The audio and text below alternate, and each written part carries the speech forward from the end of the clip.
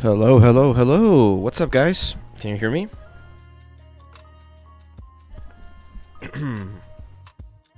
Sorry, I'm getting everything ready. This has been a quite eventful day today. We started quite accelerated, I would say. We got Mr. Shadow, Aaron, Sarn, Mori, Suraj, and Saitam. I missed your message, Saitam, so if you want to, there you go.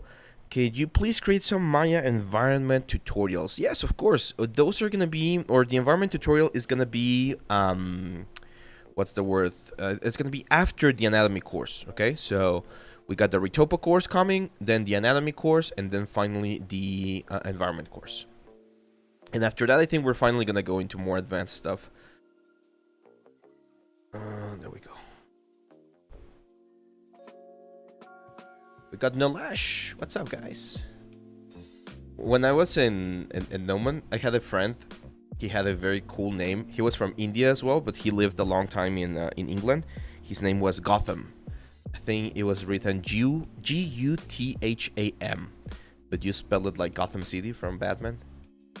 He was a really good concept artist. Rahul, there you go. Lord Tellum, what's up, guys? We're about to start. How's the music? Is it a good volume?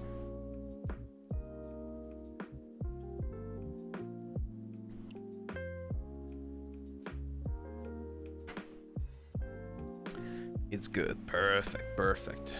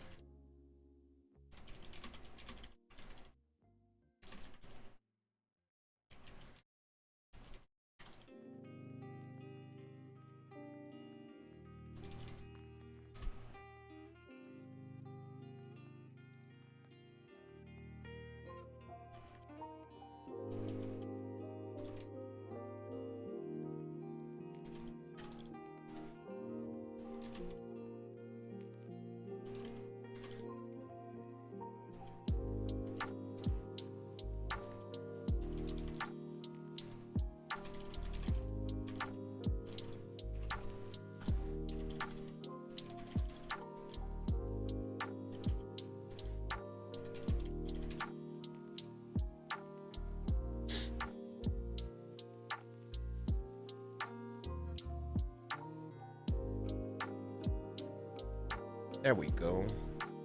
How am I? Anything about Gara? What's Gara? I'm not sure what Gara is.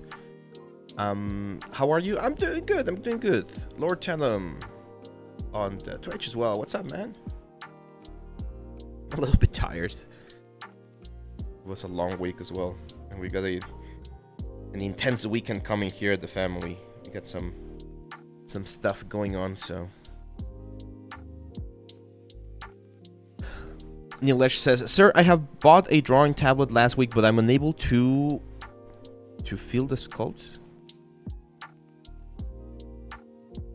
To feel the sculpting? What do you mean? Like, are you having issues with it, or is the tablet not working properly?"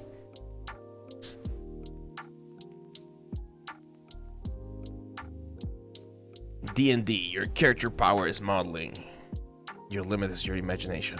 Roll 20 for a perfect model.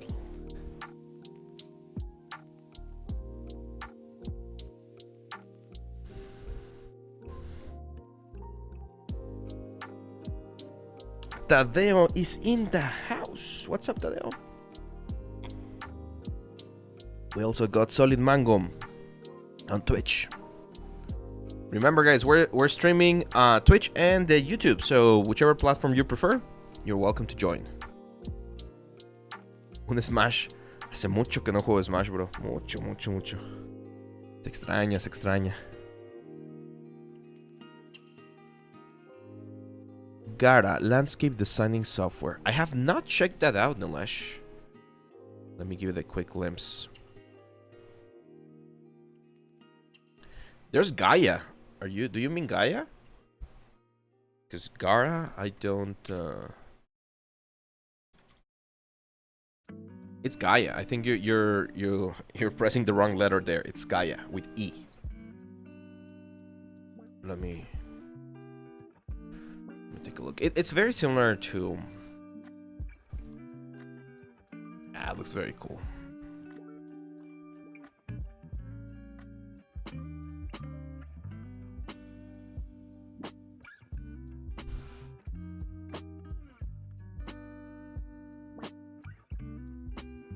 Does it do like trees and everything? The Gaia thing? I might have to check it out. It looks very, very nice. What's the pricing? That's always a little bit of an issue with all of this like external softwares.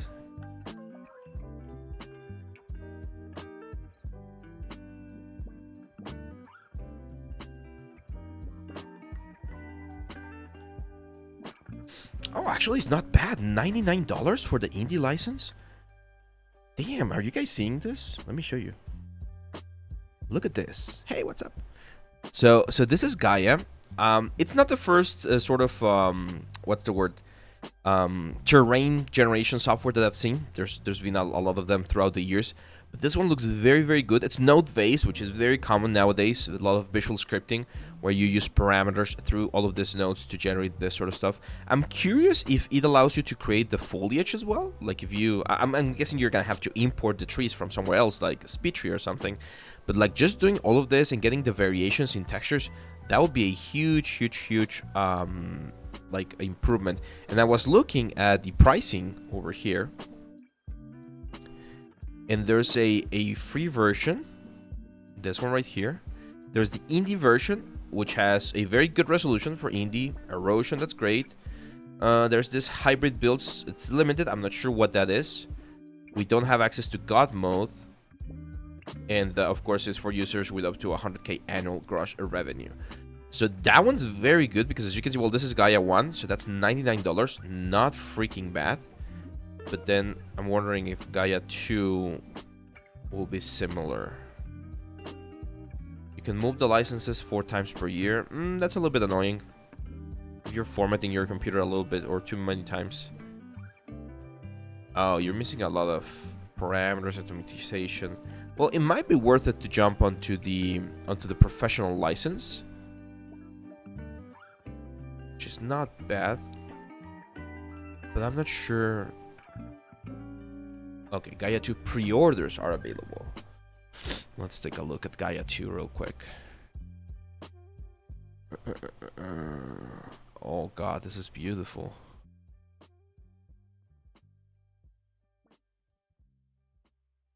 I really want to try this. Wow. And if you can get this to Unreal... New users who buy Gaia 2 will get a free... New users who buy Gaia 1.1 will get a free upgrade to Gaia 2.0. Existing users get 31 priority. That's not bad.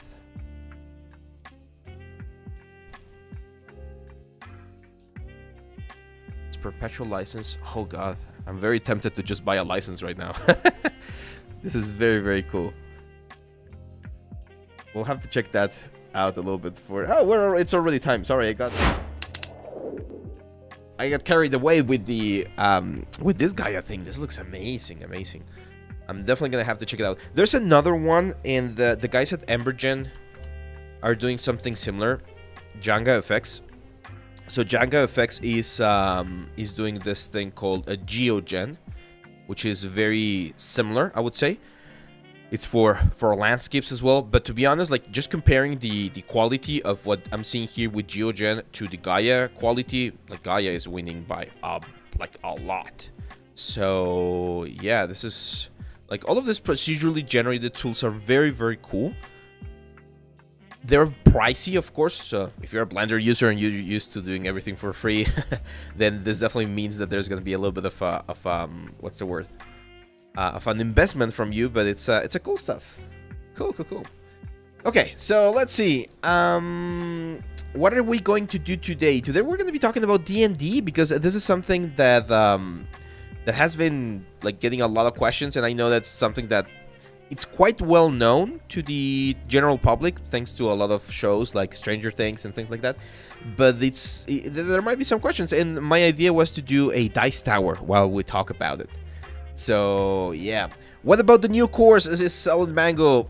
I am unfortunately very sorry, but we're still doing editing and the subtitles. I was hoping to get it ready for today. I actually tried finishing everything like yesterday, but it was just not possible. So since I want to showcase it, of course, on a live stream, we're gonna wait until next Friday. Okay, so the new course, I can now officially announce that the new course is gonna be releasing next Friday. Is the Retopo course, and yeah, it's gonna be quite fun. But I just need to finish the editing, the uploading to Thinkific, and making sure that everything is ready for the what's the word, for the whole thing.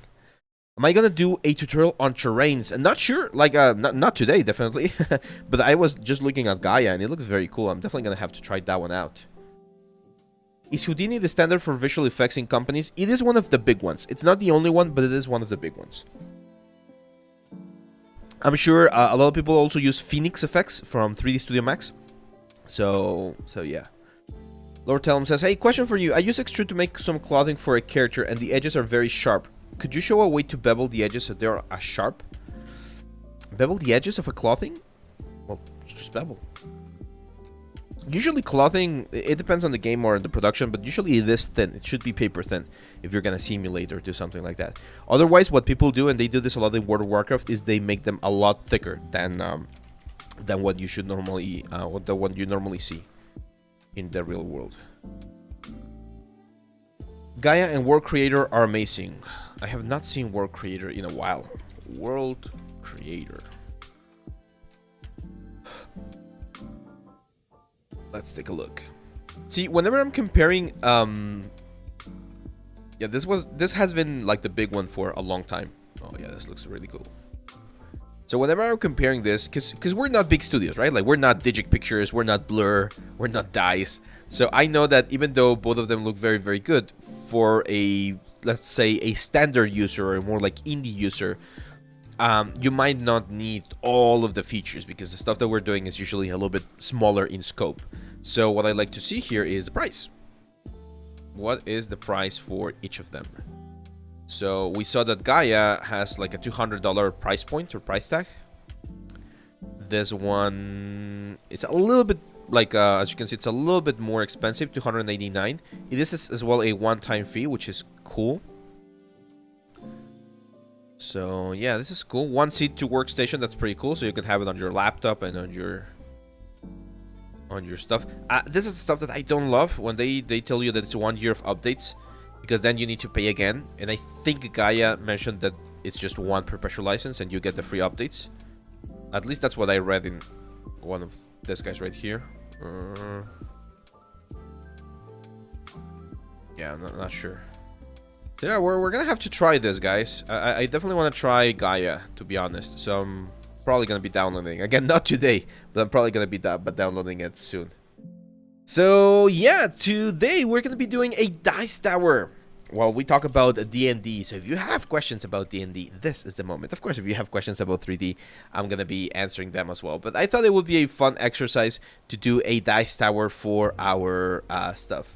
Have we reached the? Oh yeah, let me change that. Got the followers goals ready. Where is it? Here.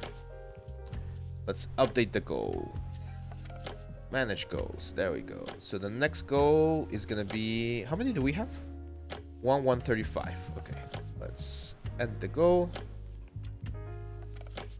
And oh no, we're not gonna write. There we go. Our next goal is gonna be 1,200 subscribers, or sorry, followers. 1,200 followers. If you're not following on Twitch and you wanna get news and updates about all of the things that we do 3D related, make sure to subscribe.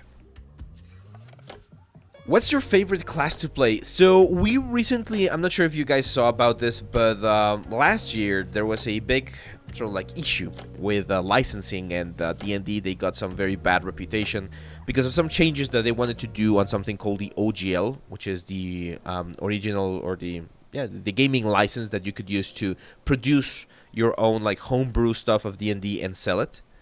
And unfortunately that rubbed people the wrong way, a lot of people, and myself included, and I switched systems.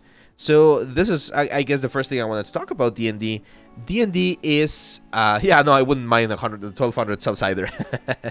So I wouldn't mind, or sorry, one of the things that it's, I think, important to know about D&D is that D&D as a game is very unique, but every single table, every single group of friends that play together plays such a different D&D, like, game. Like, no single table is the same. Some people go into like the absurd sort of thing, some people are very serious, very cinematic, some people really like the tactical combat, some people really like the role-playing aspect of it. So there's, again, a bunch of different ways in how you can see or how you can play inside of D&D. And I think that's what makes the game beautiful. And there's also a lot of different systems, okay? So the rules that you use to play the game can vary quite a bit. In D&D, we have something called editions. So there has been pretty much, you can say, 5 editions throughout the years. There's more and variations of them, but you can say there's been 5 editions. Gary Gygax was the creator of D&D back in the old days, in the 70s, and this was the original Dungeons and Dragons, right? Then something called Advanced Dungeons and Dragons came into play, which is the one that's probably the most well-known from the old school time.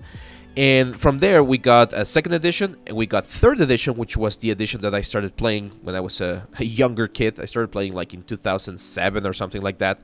And then we got 4th edition, and now we are in 5th edition from the main line of D&D.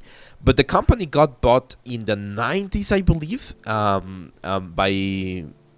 I think it was called TSR. They got bought by Wizards of the Coast, and Wizards has been the publishers and the creators pretty much of D&D for the past years.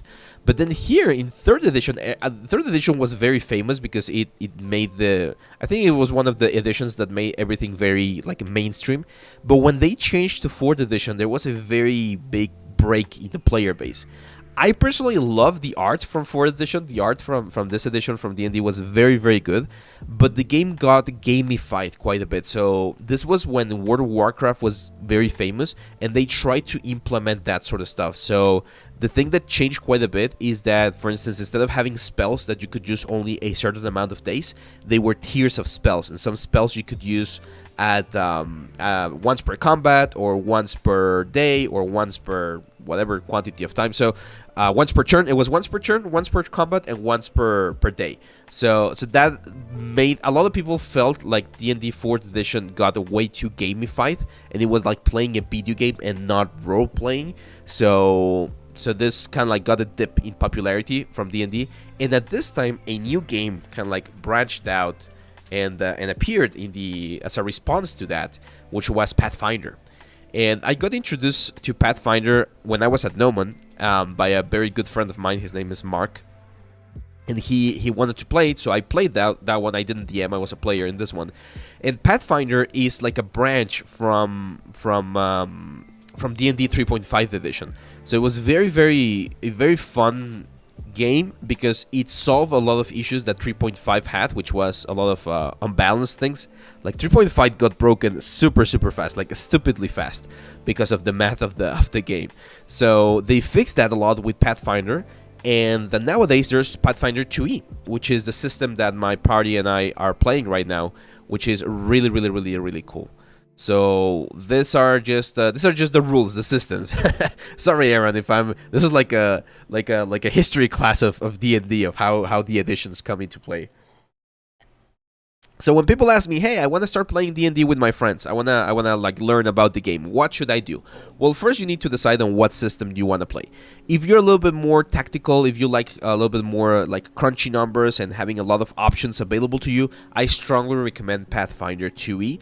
It's a simple system and it's very tight, so you don't have to do a lot of work as a DM to prepare your games and everything. Both systems have modules that you can just follow and learn from that, so it's very, very cool. However, we cannot deny that D&D 5th edition, this one's right here, are like the most popular games nowadays. A lot of people might seem Critical Role, right? If you guys have seen these guys, I love those guys, and they play 5th edition or 5th edition. Now they're making their own system as well, so we might not see them on D&D anymore. But again, D&D is kind of like clinics, you know, like anyone says, "Oh, hand me a clinics." Well, D&D is the role-playing type of game, the fantasy role-playing game. So even though this is the original brand and the original packaging for D&D, if you're playing Pathfinder, you're pretty much playing D&D. If you're playing other systems, like there's D&D for The Witcher, there's D&D for Elden Ring, there's D&D for every single game you can think of. There's probably a system, like a role-playing system, that you can play with the rules and with the characters and the worlds of that place. There's a D&D system for World of Warcraft. Like there's a D&D system pretty much for everything, and they call this a D20 system. So a D20, of course, is the 20-sided dice that we use all the time. So it's called a D20 system because most of the big decisions that happen during the game are thanks to this die right here. This is called the icosahedron, and this is the logo. This is our logo. So I took the D&D shape, or the dice shape, and used it as the logo for my academy back in the day. It was called Critical Hit, and now with this new brand, we just like took the same logo and used it now for ourselves. So that's the story of D&D. That's how D&D started. Like how the editions work. And one of the things that I love about D&D, and I think this is the most fun thing, or one of the most fun things about the game, it's a very random game, right? So you have a character sheet. This is how it works. So you have a character sheet, you pick a class, you pick your skills, you put abilities, everything, and you can pretty much play the game without anything, like without miniatures, without like environments or anything. I remember when I first started playing this, again, I was 13 years old, so it was 17 years ago, I think.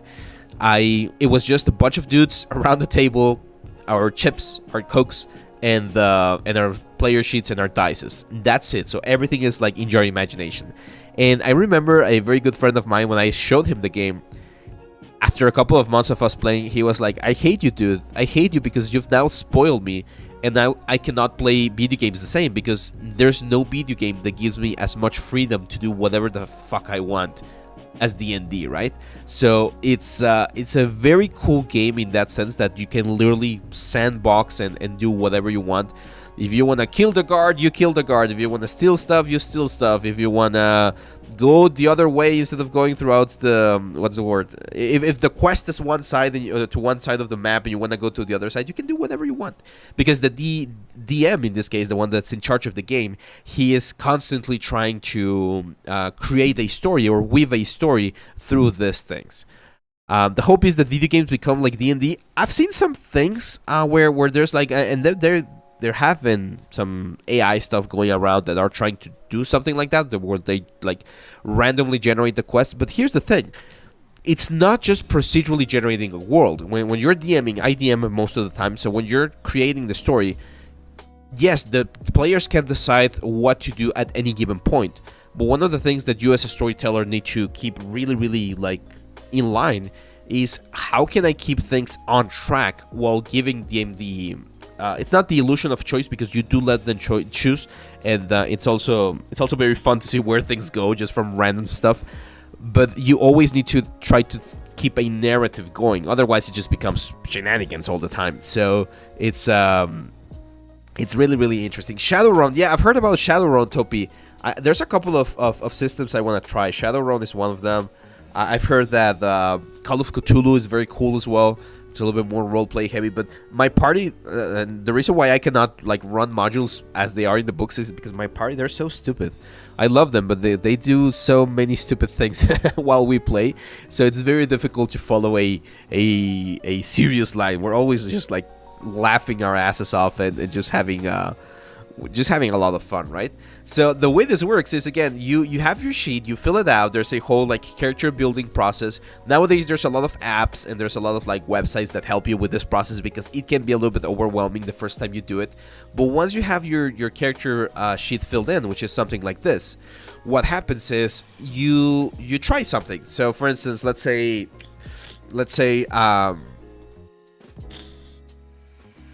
Sarn is playing with me and he has a barbarian and there's a door in front of Sarn, and he's like, I want to like just break the door and jump right into the room where I know there's some goblins. Well, I'm going to ask him to do a strength check, and we're going to check his strength stat. Probably going to have a +3 at a lower level, and he's going to roll a d20. Okay, he rolls a d20 and we add up the number that he has. In this case 17, that's a really good number, against his strength, so that's a +3, so that's a 20. So he is attempting to break the door with a skill check of 20, and that it's a very good number. I would say, hey Sarn, you succeed. You break open the door, the goblins are surprised, one of them even drops his weapon in surprise, and now combat starts. You roll initiative and things just start going from there. But what if he rolls a 20 and instead of a 17 he gets a 6? That's really bad. So maybe what happens is he crashes through the door, he breaks the door, but he didn't imagine that the door was going to be weakened, so he falls over, and combat starts, but he's going to be prone, so he's going to have to waste or spend one of his actions to rise up again and be ready for the combat, right? Yeah, and in this case, no goblin got surprised, so all of the goblins have their weapons ready, and the combat starts. And that's where, again, fun thing happens. I'm gonna tell you guys, this was the funniest. Oh my god, this was the funniest, one of the funniest moments we've had in my parties. This was like, I'm talking 12 years ago with my very first like D&D party. So we were on a mountain chasm, right? So imagine there's this group of adventurers. It's 3 of them, so it's a rogue, it's a fighter, and it's a monk. These 3 guys are running, they're escaping from a dungeon, and they're in the very top of the mountains, like right here. And they're going forward, they're just like running because a hill giant is chasing them, and they're not strong enough to beat the hill giant. So what happens is they get to a point where there was supposed to be a hanging bridge, but the hanging bridge is gone. And this is about, I don't know, like a 20-foot drop. By the way, we always play the Bayer Magical. It's not realistic the way we play, but this is very funny. So the monk, since he can jump very far, he just like jumps the chasm and he succeeds. And then the fighter, he was a dragonborn, so he had wings, and he just flew over to the other side and arrived on the other side. But the rogue didn't have enough jump skills to do that and didn't have wings to do it. So they were like, what do we do? And the fighter is, I'm gonna throw a spear at you, you're gonna catch it, and then I'll just like bring you forward. Well, he succeeds. He critically succeeds with a 20. So he impales the friend. He impales the rogue. The rogue's like, completely impaled. They just drag him on the other side, heal him on the other side, and then just keep running. Well, it was so fun back then. It was like we were laughing our asses off. And I think that's one of the magical things about D&D, the fact that you can make such a simple thing as crossing a chasm, crossing a bridge, into such a memorable experience. Like, it's been almost like 15 years since that happened, and we still laugh about it because it was just so funny. It was just so funny. So yeah, let's see. Shadow Pink says, I have a question. As a beginner, is it easier to learn environment Java as compared to your character arts? It depends on your skill level, Shadow Pink. That depends on the 3D on your 3D portfolio. But I would say character artists are the most demanded works out there. Let's see. What you do is you knock the goblins out non-lethal and sell them in the Underdark. Yeah, that's the thing, Topi. And for anyone else like being curious about D&D right now, that's what you can do. Like, you literally can do a lot of stuff. Now, you usually do mark a sort of like line at the beginning of the session. We call this session 0, where you meet together with the friends. Sometimes you do the character builder during that session, and you decide on how dark or how light, how epic or how realistic. Like, you decide how you want the game to be, right? And this is important because there are people that could be uncomfortable with centered topics. For instance, I don't like spiders. I don't have arachnophobia or anything, but I don't like spiders. So I tell my players, there's not going to be spiders in the game. Like, there's not going to be like giant spiders or anything, just because I don't like them. They're weird. They're fussy. I don't like them. So I always ask them, is there something that you guys don't want the story to touch, right? Like, maybe someone might say, hey, I'm not comfortable with like super descriptive gore things where I can, like, I'm fine with someone saying you slash the goblin and blood like splurts out and he's bleeding out. Okay, that's cool. But if you describe how every single vertebrae from the spine is ripping from the body and there's like membranes and things, like, maybe that's too much for someone, right? And it's very, very important that in session 0 you make sure to talk about that, so that you make a sort of like safe environment for everyone. So yeah, that's D&D. And as I was mentioning, the roll of the die is very important, because sometimes you might have a very good skill, like your character might be very good at something, and you still roll a 1. And when you roll a 1, that's called a critical failure. When you roll a 20, that's called a critical hit. And when you roll a 20, you always do, like, you always succeed on your stuff, or you do a very impressive thing. And when you roll a 1, no matter how pro you are, you always fail. So imagine you're like a level 12 fighter, and you're super well versed in doing like maneuvers with your sword, and you want to impress some king in front of the whole court, and you roll your skill, or you roll your check and you roll a 1, you make a fool out of yourself, and there's consequences. So the DM has to think about the consequences and just do like very, very like crazy stuff. What will happen if you get a client who wants a spider made in 3D? No, I'll do it. I don't mind doing spiders. It's just like, if I can avoid them, I'll avoid them. They're very creepy. Yeah, Warhammer can get really, really intense. And again, there's people that play in games where it's very role heavy, and there's groups that play in very combat heavy games. My group, I would say, is a little bit more combat than role, so like a 60 combat, 40 role. And what happens is we usually have a little section of role playing before the first combat, then the second section of role playing, then the second combat, and then the final section of role playing. That's usually how our sessions go.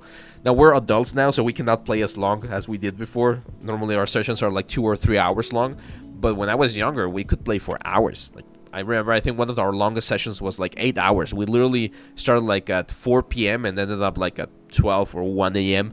After having dinner and everything, of course, but it was super, super fun. And one of the things, like, nowadays that you're a grown-up and you got more money, is you can buy more stuff. And one of the things that's very, very cool is, of course, dice towers. So dice towers are these things right here. You can actually like sell these things as well as 3D models on the different sites. So I thought, hey, let's do our own dice tower. Let's create our own little model of a dice tower, and let's see how far we can get, right? So we're here in Maya, and now we're gonna jump into 3D. But keep the questions coming. Keep the questions coming. I love the questions, guys. So I'm just gonna do a quick blocking of how I imagine this thing to be. And I'm using one of the buildings from my own game, which is called the Dangerous Monkey. It's a tavern in the Pelican Port, which is a city in my homebrew world. And in this place, a lot of things happen, because this is where the second section of the adventure started with my group. Maria, welcome. Topi says D&D is very combat heavy, especially since characters are near unkillable at like level 5 unless you make encounters super hard. Yeah, and that's one of the things that I really enjoy about Pathfinder nowadays. Pathfinder is way more balanced.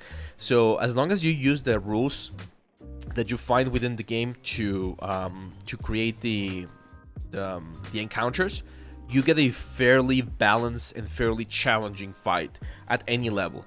Like, I've not had any issues with over like doing it or underdoing it. Like, I haven't had an issue with my players overperforming or underperforming. What are we doing today? We're doing a dice tower. So this place right here, the Dangerous Monkey Tavern. In español es el changuito peligroso. Sounds more fun like that, but in English it would be the Dangerous Monkey. It's sort of like an abandoned a lighthouse. So like it's not really a round lighthouse. It's more like this. There you go. So this is sort of like the concept I was thinking of, sort of like a very raggedy, very old tavern that's been there forever and no one wants to remodel it, but it's a cool tavern. So I'm not gonna make it super tall because then it becomes a little bit difficult. So I'm thinking about 30 centimeters. So what I'm gonna do here is this scale right there. That's 30 centimeters right there. That's gonna be like the size of the whole thing. And what we're gonna have is we're gonna have the lighthouse at the top, right there, and that's where the die are gonna go in, right?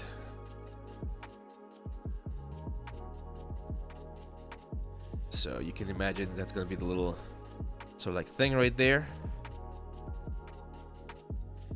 and I'm gonna kind of like flare out these things to make it a little bit raggedy. So this would be like a very similar to what we do in traditional like 3D workflows. It's just a very basic blocking of how I imagine this little like dice tower to be. This is where the dice are gonna be falling. So we're gonna have this. Yeah, lighthouses are very mesmerizing. Right, Maria? They're very, very mesmerizing. There we go. Hello and good afternoon. That's Amoxy Chilling. What's up, man? So, if I take a look at this, now, the cool thing about this little project that we're doing right now is that when you're 3D printing, the rules of normal 3D modeling don't really matter as much. So you can do a lot of crazy stuff. You can use angles, you can use overlaps, because everything is going to be 3D printed. So we don't care about UVs, we don't care about anything pretty much. So I really like this one right here. Sort of like the little like circular cylindrical holding tower that we have right there. Like a wooden support, that thing right there. Should we make it taller? I'm really thinking about making it like 4 stories high. So it's gonna be like 40 centimeters. I mean, the printer can definitely print it. So yeah, let's go a little bit taller. There we go. Now, one secret about 3D printing is that you want to avoid 90-degree angles. They can be very difficult to work with.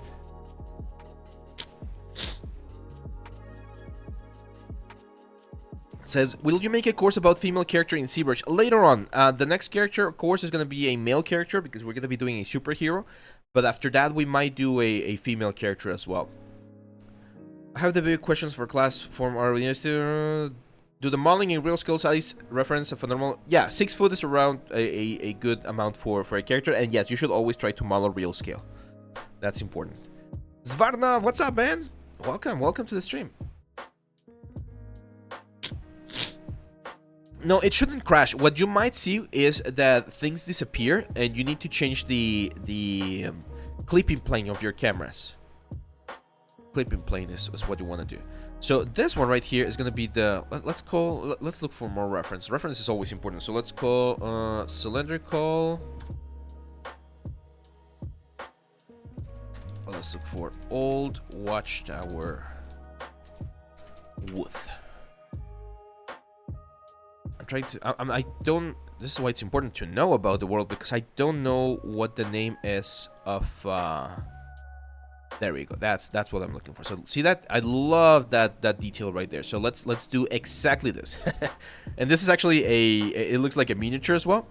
So that means that it's gonna work. So what I'm seeing there is that we got a couple of divisions.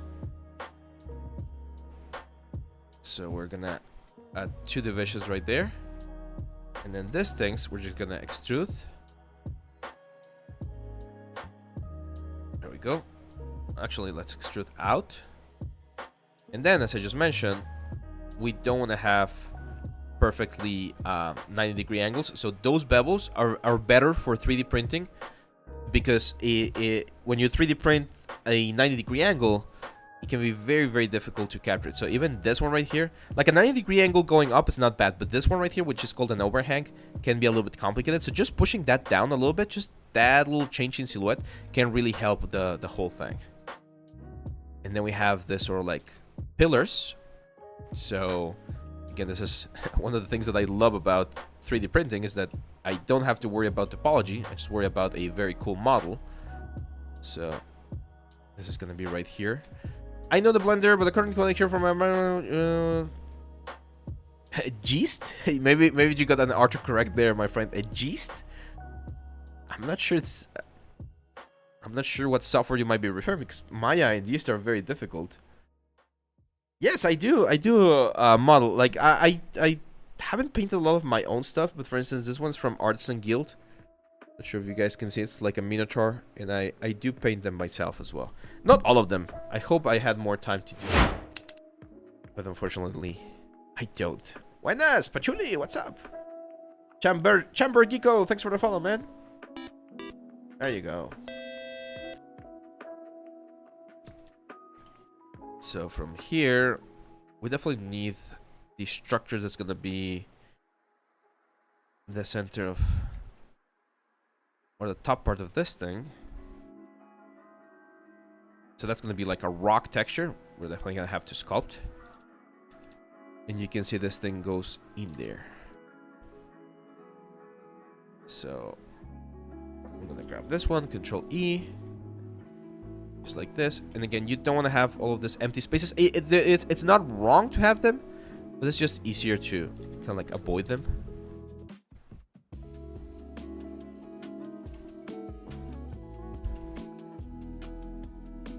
I got a double extrude right there. Careful with that, and we'll just push this down. Oh my god.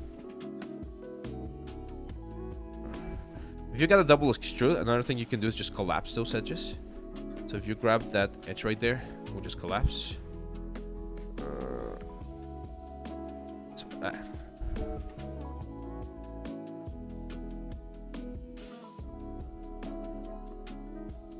There we go. So that's gonna be one of the supports right there. What do you think is good, working at a company or doing freelance? That's a life decision. It's a very, very important life decision that you're gonna have to take on your own, and it's gonna depend on what you value as a person, right? So some people value their freedom. They want to be able to have their own times and their own management and stuff like that. In those cases, then hey, maybe freelancing will work better for you. But the thing about freelancing is that there's not going to be a lot of security. So you might have some very good months and some very bad months, economically speaking. And in a studio, at least you know that even if it's a bad month for the studio, you're still going to get your paycheck at the end of the day. Otherwise, you sue them. So it depends a lot on what you're looking for. And unfortunately, that's, again, a very sort of like personal decision. Some people like certain things for their life, and some people like other things. So, don't you know about J-Hill? Yes, of course I know about J-Hill. What do you think about Smart Extrude in 2025? It's fine. I haven't used it a lot, to be honest, but it's fine. Let's delete that one for a second. I think this one should be a little bit thicker. There we go. It's kind of like cube mesh from ZBrush. So again, I'm a little bit, I'm not gonna lie, I'm a little bit disappointed at the fact that Maya is not being as, what's the word? It's not doing anything new or as new as other companies. Like, it's not really innovating. They're just like stuck with what works for them, and I mean, I can't blame them, but at the same time, you kind of wish they would try something a little bit more interesting every now and then, right?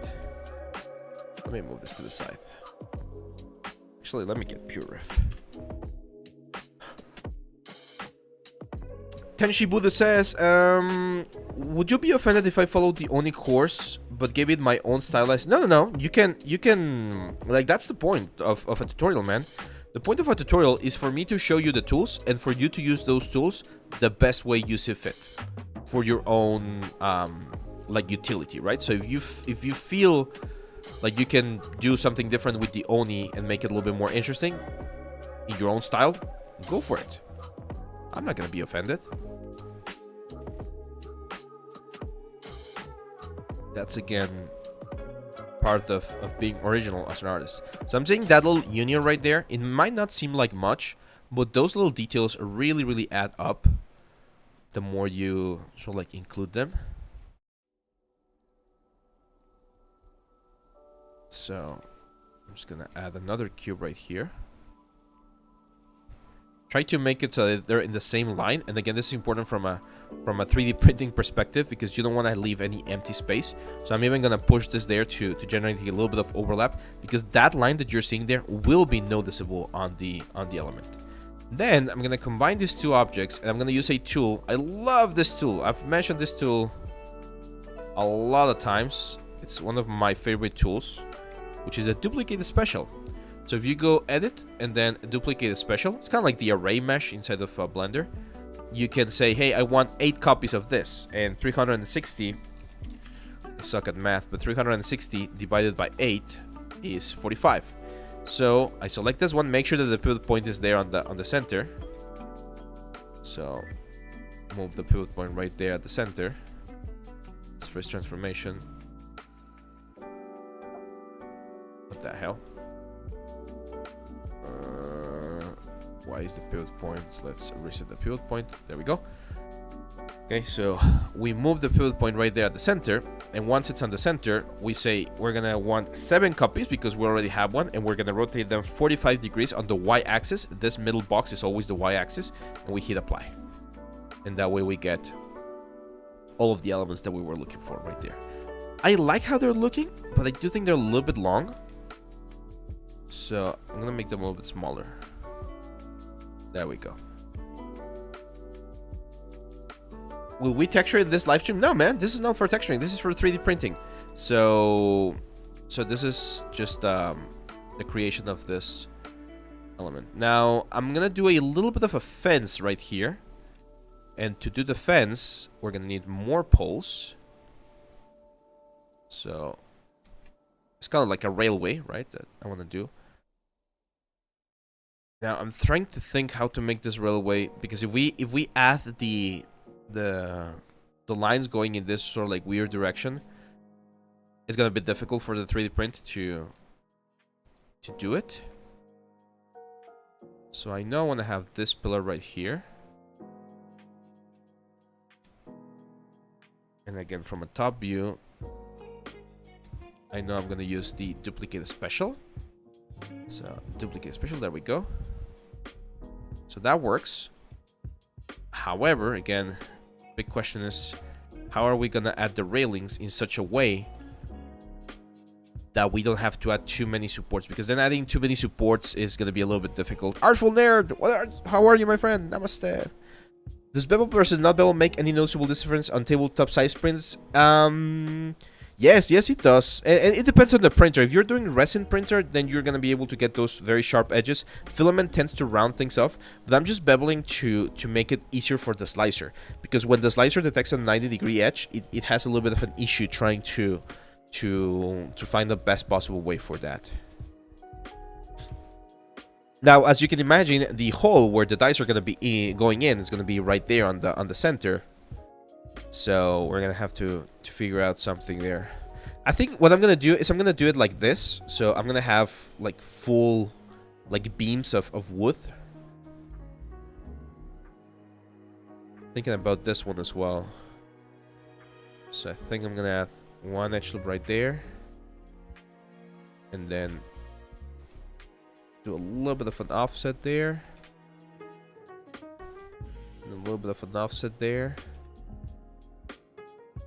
And extrude this guys out.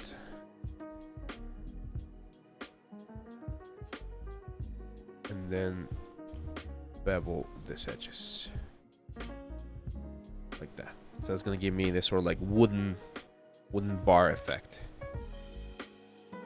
Can you suggest any YouTube channel that's good for learning 3D modeling? What about my channel? Nah, just kidding. There's a bunch of them, man. I'm not exactly sure which one. I mean, even the like if you go to each, like the Blender official channel, the Maya official channel, there's a bunch of people that have done like motorcycles, bicycles, anything that you can learn that way. I think it's quite valuable. There we go. So we're again gonna move the point right there to the center, so then we can rotate it and have to scale in a little bit, like that. And that's gonna be our beam, right? Let's bevel it again. I'm gonna position it right there.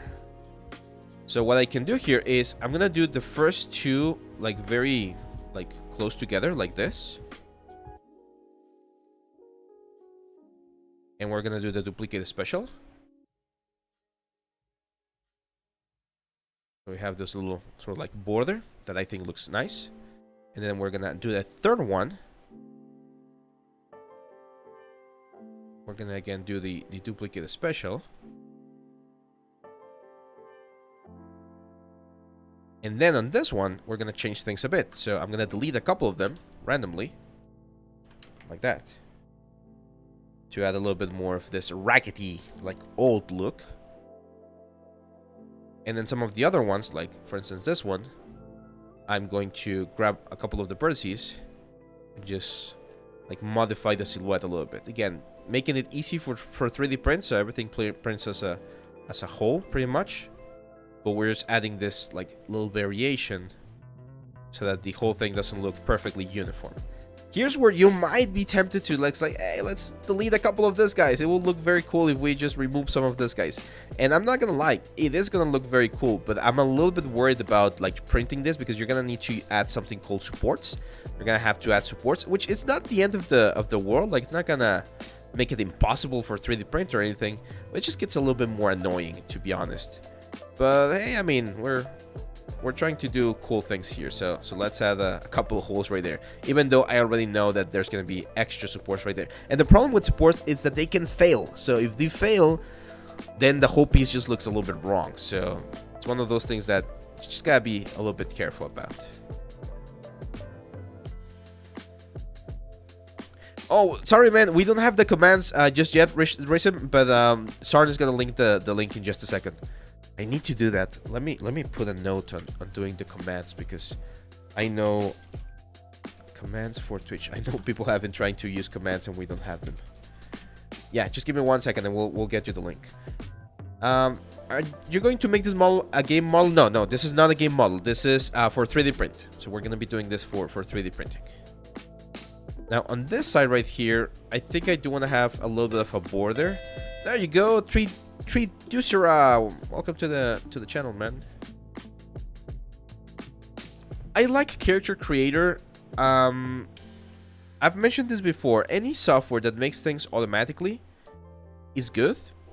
It's definitely like worth it, and it's definitely can definitely be used within a pipeline. But the problem is when you're working on projects that are very custom. So if you're doing a game, or if you're doing a sort of like something that requires a lot of customization, you're gonna have a little bit of a hard time with Character Creator, because you can edit a lot of stuff, but you cannot do a dragon, for instance, right? So people that use Character Creator and say that they're, I don't know, it's not that they say, it's just that it's very flexible, but at the same time, it really constrains you to what the tool can do. And if you need to do something that cannot be done within the tool, then to me that becomes a problem. However, if someone hires me and they're like, oh, we just need a very basic human, I'll probably just, like, Character Creator is perfectly valid to use. Lord Rogyo says, hey, just passing by to wish you and chat an awesome weekend. Thank you, my friend.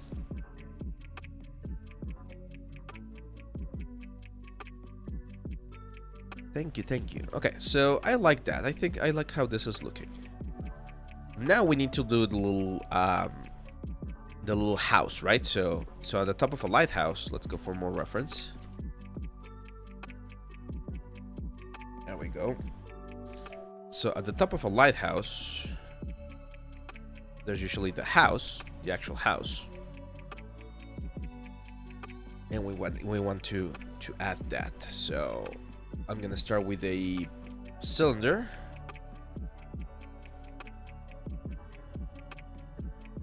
And we're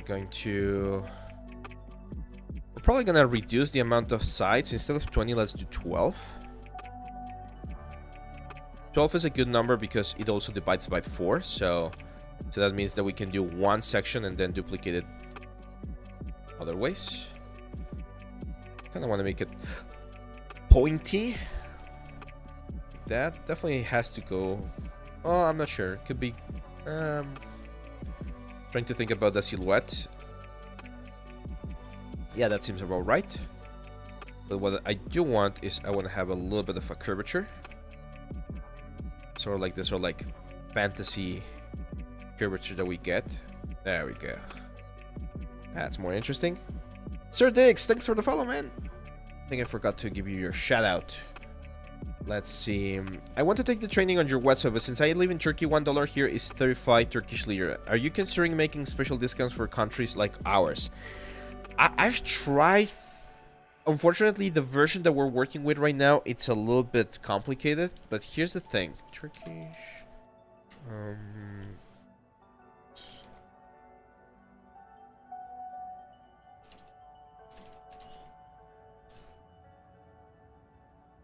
Here's the thing. For instance, like I know, like, I don't think the prices are like extremely expensive. I know that depending on the type of change, things can be a little bit or more or less. However, I strongly believe that the content that you're gonna get from the courses is quite valuable. So I would recommend you see it as an investment for your own artistic like growth, right? Don't see it as like, oh, it's too expensive, I cannot afford it. Like, I'm sure saving a couple of weeks maybe might be a little bit more valuable. Because here's the thing, guys, like the reason why we stopped doing Udemy is because sometimes they were doing like regional pricing that made the course worth like $2 or $3, and I was only getting like 50 cents. And I'm not doing this for the money, right? But we still need to pay for licenses, for the light, for the computers, for the equipment. So that's the thing. Yeah. Besh Curry, it's definitely very useful to do that, and I think Pablo Gomez did one process like that for his character. But you're still constricted to this sort of like humanoid characters. That's the only thing that I'm a little bit like not concerned or worried. Just it's one thing to think about, right? We're gonna extrude this out, and then what I'm gonna do is I'm gonna grab. Let's see. Let's go top view.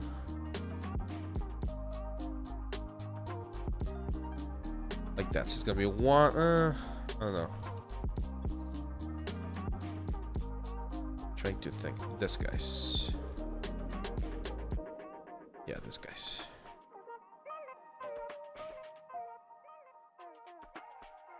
There we go. So it's gonna be 2, 2, 2. Yeah, perfect. So that's the distribution that I wanted to get. So once we have this distribution, I'm gonna bevel. Make the fraction a little bit longer, just a tad bit. And then we select this newly created elements. That's it. Actually, I don't want to select the ones on the inside.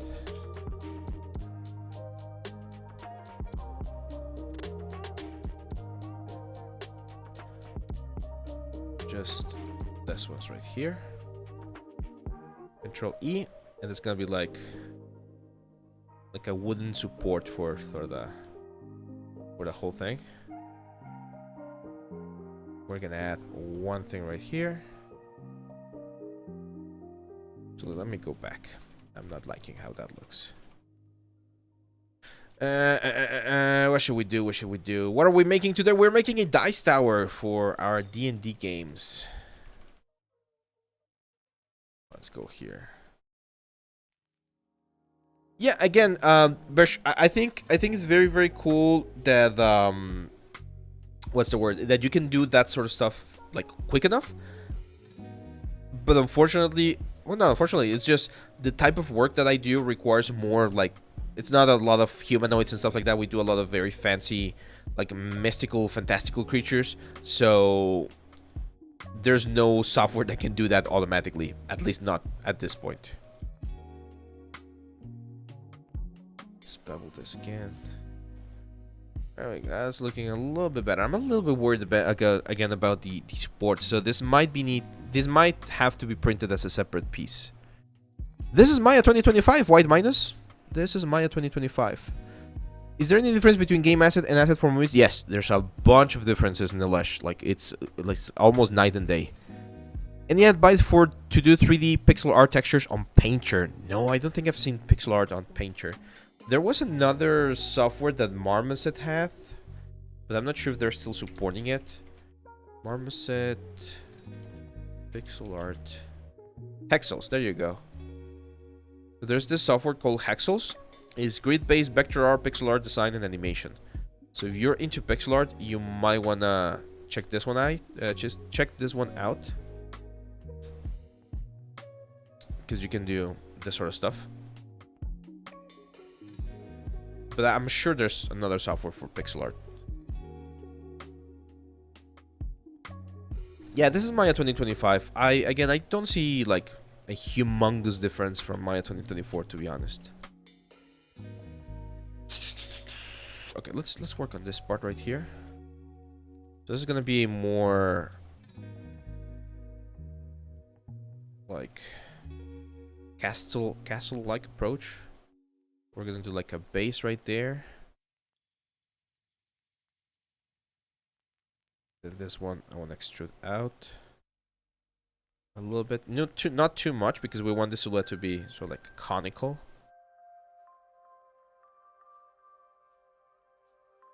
There we go. And then this one.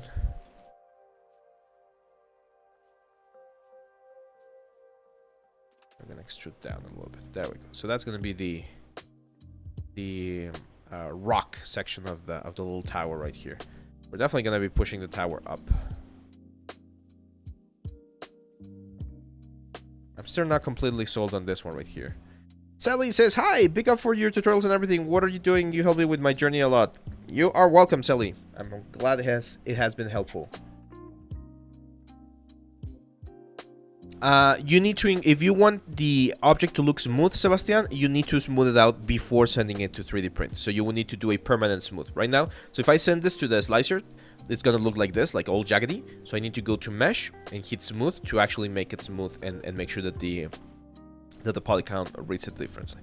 What is the difference between game assets? There's a lot of difference, Slash. So we got texture resolution, we got poly count, we got the way things are assembled. So usually for games, you bake everything into a small sort of like watertight mesh.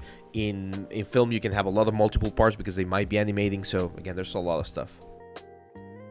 Where should I start learning to rig characters? The Gnomon Workshop has very good rigging courses. I would recommend going there.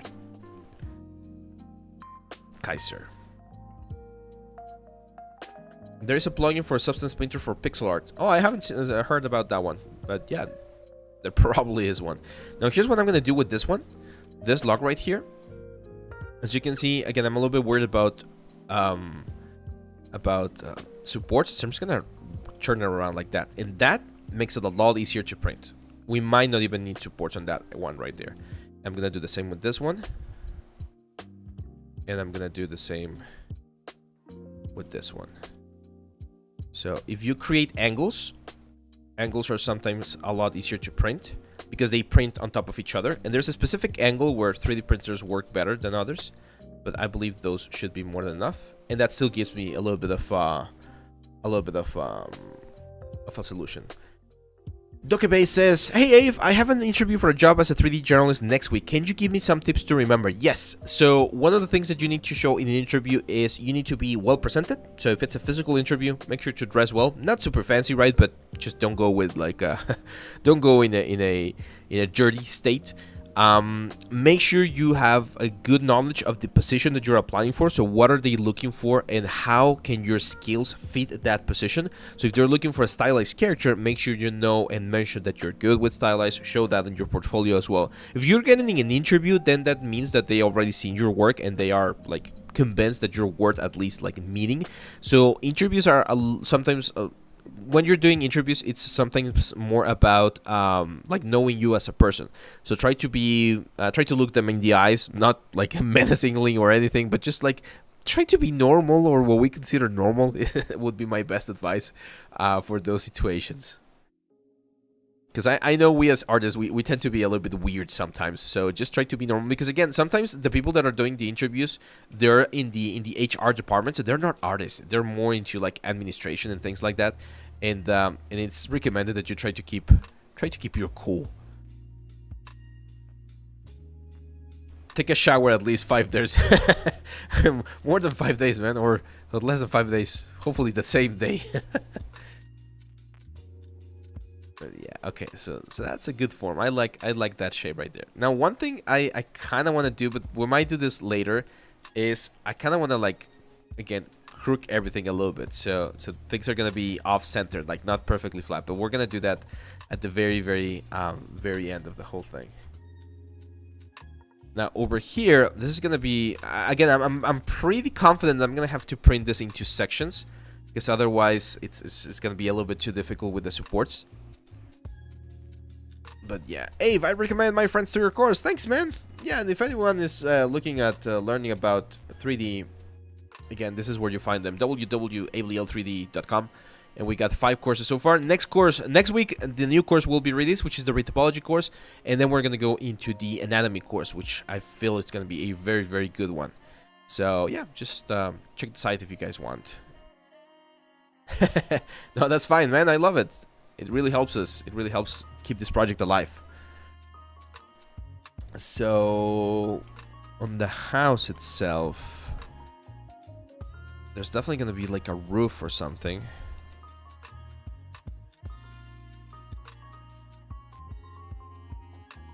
I'm gonna show you how to do tiles in just a second, guys. We're gonna do it on the top part. I just wanna give myself an idea on how we're gonna handle this lower portion.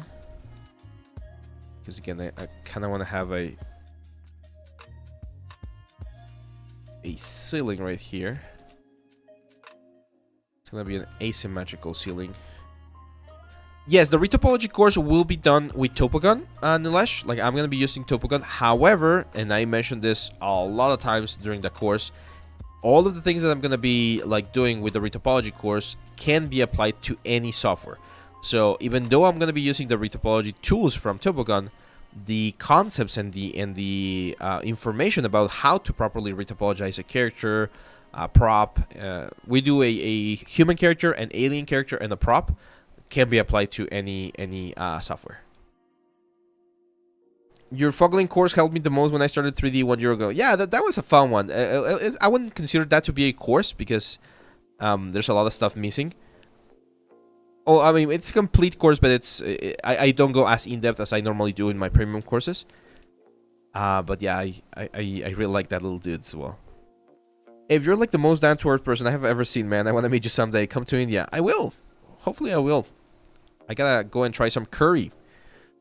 One of the things that I miss about Los Angeles is that there was a lot of food, and Indian curry was one of my favorite.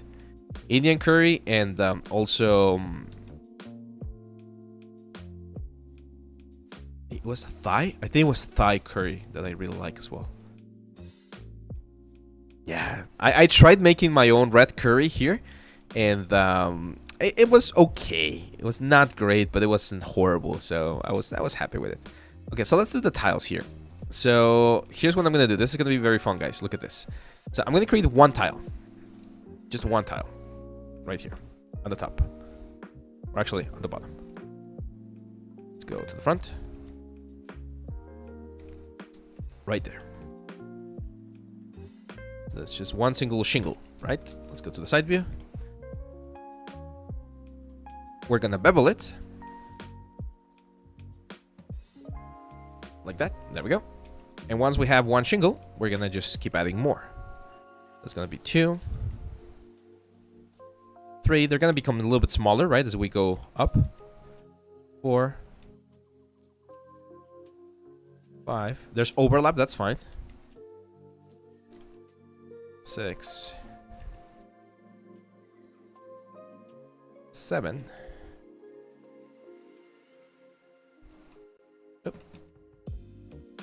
8.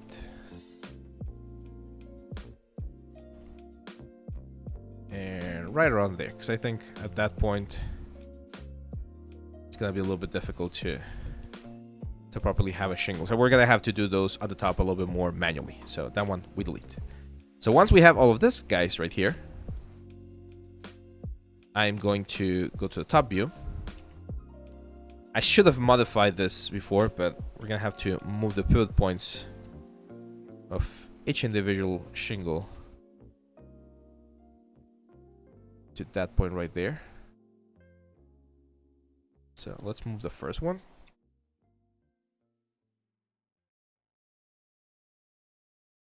There we go. Oh, again, this thing? Freaking thing, man. For some reason, this thing got, like, freaked out. Okay, I'm gonna show you a trick here. I'm gonna group it. So if we group these guys, now there's a single point or a single pivot for all of them. There we go. And then what I'm gonna do is I'm gonna Control E or Control D the group, rotate it like that, and then just Shift D to rotate all the way around. Like that. Perfect. So now we got a bunch of different shingles, right? All over the place. And what we can do is I can grab all of them because they each have their own individual pivot point. And we're gonna go, well, let's save. I haven't saved before this crashes. There we go. So we're gonna go to the bonus tools. So Maya 2025 has the bonus tools by default. You don't have to download them. You just need to activate them. So there we plug in right here, bonus tools. There you go. They're gonna be right here. So I can grab all of these guys, bonus tools, modify, and we're gonna use this option called randomize transform basic. And I'm gonna do first a scale. So as you can see, it's 90 to 110 random scale. And as you can see, every single shingle just got changed in scale a little bit. So that gives me a little bit of variation. And then I want to rotate them a little bit only on the y-axis. So I'm going to turn X and C off and the rotate, random rotate. And as you can see, that's too much, right? Minus 30 and 30 is too much, but I can do like minus 5 and 5 and random rotate. And as you can see, that's going to also give me a little bit of an interesting rotation. I still think it's a little bit too much. There you go. And that gives more variation to the whole like shingle elements. And then another thing I want to do is I want to move them. And again, I have not frozen the transformation on these guys. So that's going to allow me to push them up and down nicely. So here, up and down, y-axis, random move. And that's going to push some of them a little bit up, some of them a little bit, what's that word? Down. We can do the same thing on the X and Z axis. And that's going to give me a very nice sort of like effect there for the whole shingles. So yeah, that's what's the word? Is that Guts figuring behind you, or I'm tripping? That guy? No, that's the Lich King from World of Warcraft. I don't have Guts. Let's see. Mafalda Fernandez. Yes, if you're trying, can you hear me? Oh, sorry, I lost my microphone. There we go. There we go. Saurav, nice to see you too, man. If you're trying to apply for game film jobs, the bar is so high even for juniors. Portfolio pieces should not consist of stuff you've done from courses. Yeah, that's right. I've mentioned this before all the time. So, what's the word? Courses are great to learn the tools, but whenever you're preparing your portfolio, you should use all of the tools that you learn from the courses and try to come up with your own stuff. So there we go. This one looks quite nice. There's a little bit of extreme overlap in certain areas. And this is where you can manually just go in and change all of this. And all of this gets merged together into a single mesh. Kind of like mullion together or dynamesh together. And that's what we're going to 3D print. So not bad, right? That looks pretty cool. Now, if I had to retopologize this, I would go crazy.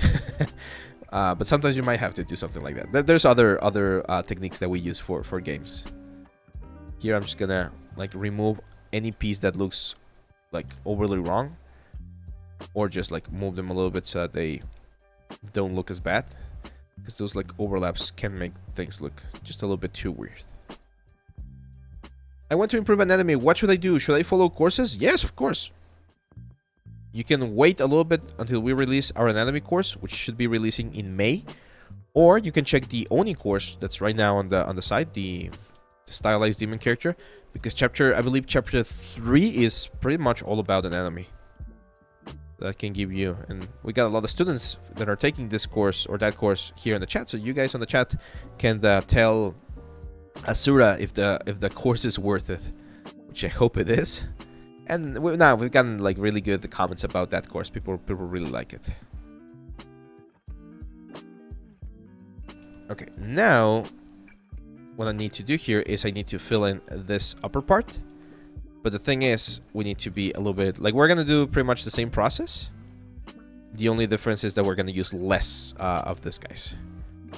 So like that. Again, this one I'm gonna control G, W, get it to the center right there. And if we duplicate,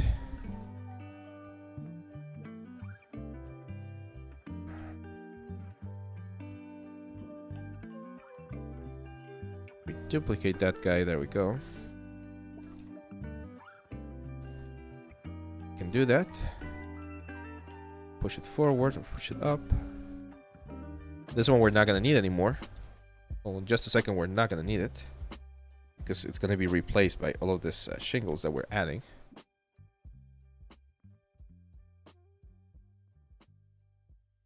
Like that.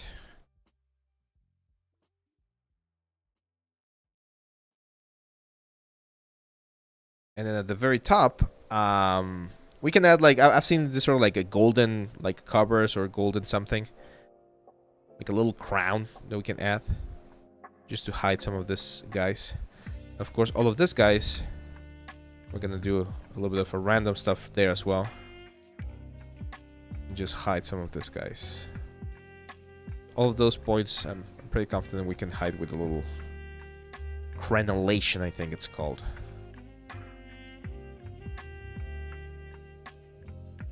Careful not to have holes in the thing. Yeah, I like that. Looks cool. So I think what's gonna happen here, we need to add some walls to this thing and some windows, and the dice, they're gonna enter through a hole on the ceiling like that. So for the dice tower, we're probably gonna have something like that. Now I'm gonna create a new cylinder, and this cylinder is gonna be 8 sides.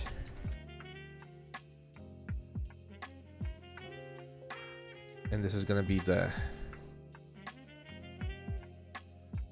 little house here on the top of the lighthouse. There you go.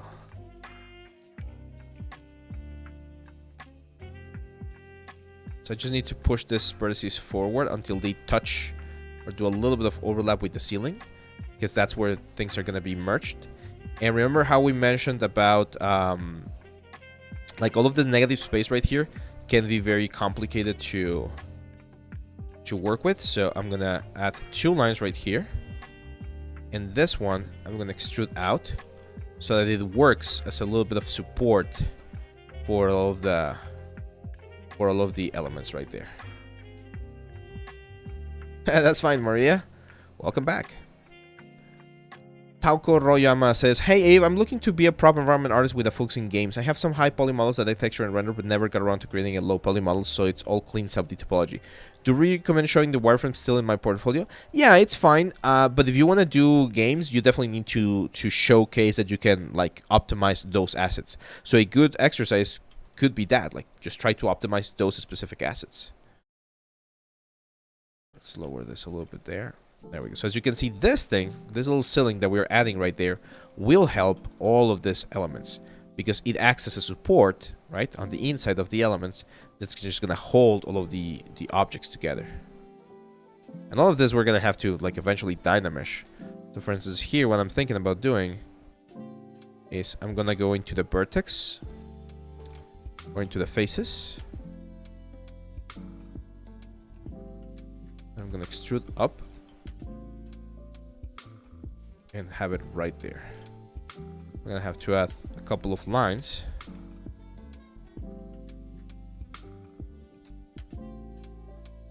then grab the vertex. Let's push them in a little bit. And again, they're gonna work as a base. So all of those, all that cone that I created there is never gonna be seen, but from a 3D printing standpoint, it's gonna be there to help out. Now let's do the top part. Kind of want to do like a sphere.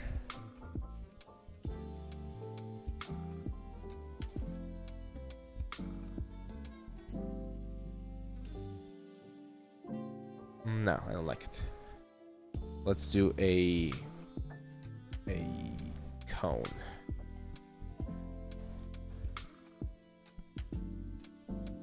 There we go.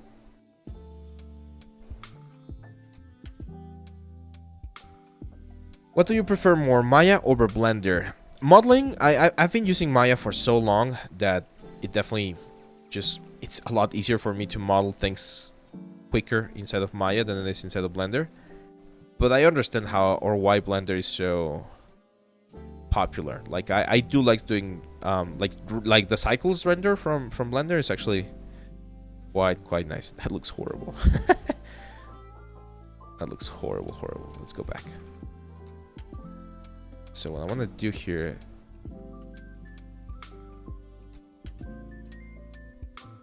is again a little bit of a curvature.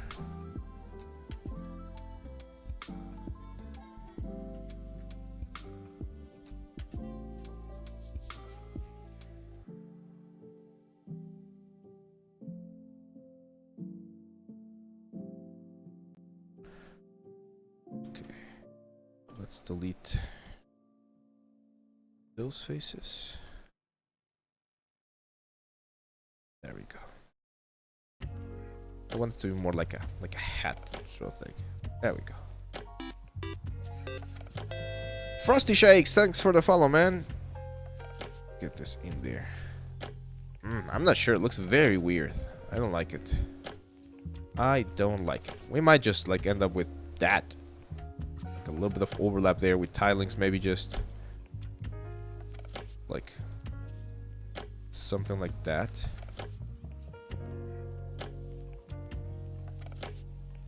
Yeah, man, thank you for the videos you post. You're welcome, man. I'm glad you like them. We're gonna be posting more stuff in YouTube soon. There's a little bit of an issue that we have there. Well, not an issue, but I just been working on the premium courses. No, I don't like that.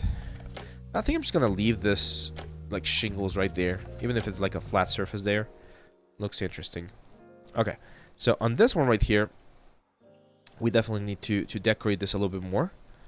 So I'm gonna push one of those guys in. Center the pivot again. So this is probably a little bit wider.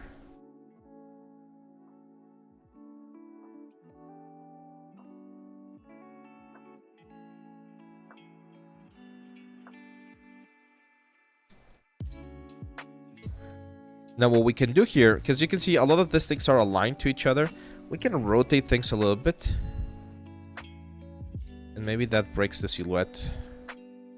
I don't know. Some people like things to be very organized. Some people like them to be not as organized. I'm going to show you another technique here. So here's what I'm going to do. I'm going to duplicate this object. And then on this duplicated object, I'm going to select all of the parts that I know are going to be like wood beams, which are all of these guys right here. All of these guys. And we're going to bevel. Like that. Then I'm going to select them again.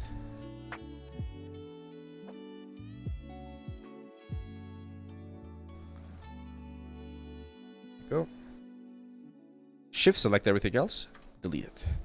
And as you can see, we've created sort of like the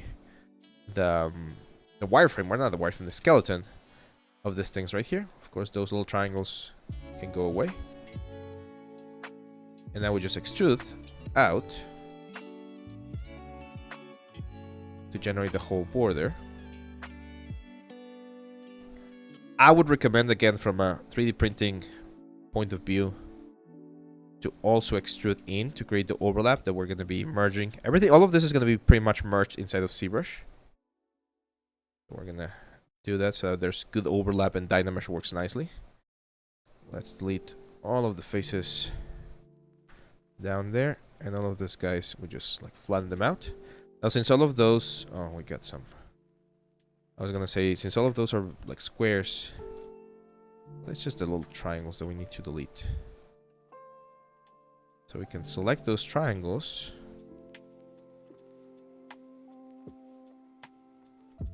Delete them. And then just say mesh fill hole. And all of those holes are gonna be filled. Then all of these things, we can delete the intermediate line loop. And all of this structure, we just bevel it. And by doing that, as you can see, we've added all of the wall supports pretty much to this structure.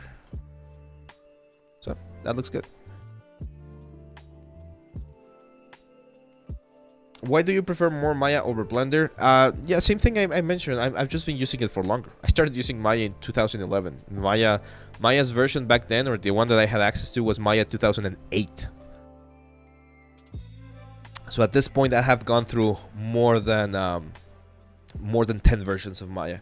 What would be the best way to create small details like panel lines, tech lines, carvings, engravings? I currently use Blender booleans, but I feel like sculpting. You probably want to go into sculpting. And sculpt that those elements. This is what I'm gonna do. Like all of the wood right here, like this is super flat wood. We're gonna be adding later on details inside of ZBrush.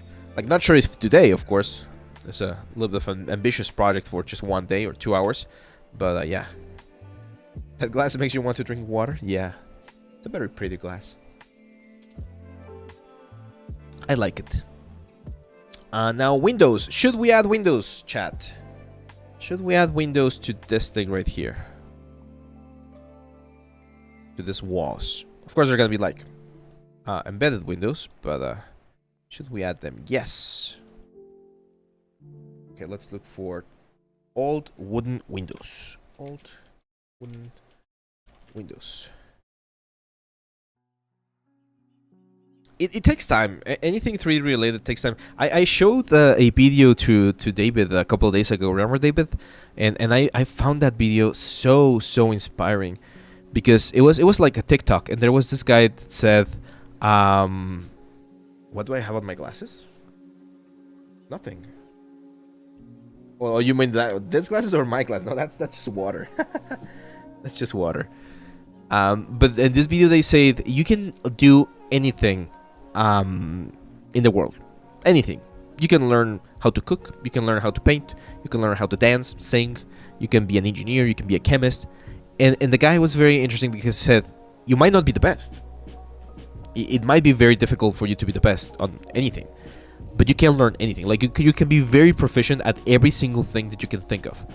One of my dreams, and I'm definitely gonna be doing this when I'm older, but I want to be a blacksmith. I want to learn how to blacksmith, like how to like work with metal and stuff like that. So I know I'm not gonna be the best blacksmith ever, but if I can do like a little knife or a little sword or something, like that's cool, right? So he was like that. It's like just put yourself a goal of doing something. You might not be able to do absolutely everything, but you can be very proficient at a lot of things. It's just that you need to spend time on it. What's in my glass? Tenshin Budu, thanks for the sub, man. Okay, so what was I doing? I was looking at windows. Old medieval windows. They're usually very very simple. Yeah, they got this sort of like shape, or like this. I like this. I like this shape, but I'm gonna add like a little border around them. So it's fairly easy to do. Here's what I'm gonna do. Let's speed model a little window. So I'm gonna start with a cube. I am going to mesh tools, insert edge loop, and we're gonna insert, let's say, 5 divisions. You're gonna see why 5. Here we go. And then we're gonna grab this vertex right here, push them up, and then this one right here, push them up, and that gives us our window shape. We make it smaller, and then I'm gonna grab all of the external border. I'm gonna say edit mesh and extract, and this is what we're gonna get. Okay, so now we have the back part of the window and the front part, and we have the border, and then this border I am going to extrude it. Control E, extrude it. That's gonna give me the frame of the window pretty much. This one's we're gonna flatten out, and then this edge and this edge, this edge and this edge, we're gonna say edit mesh detach. So now this part is a single element, this one is a single element, this one is a single element, so each part is a different object pretty much. Edit mesh, or sorry, mesh, and we're gonna separate, and then we're gonna say mesh fill hole on each of them. This one right here, which is gonna be the bottom part of my window,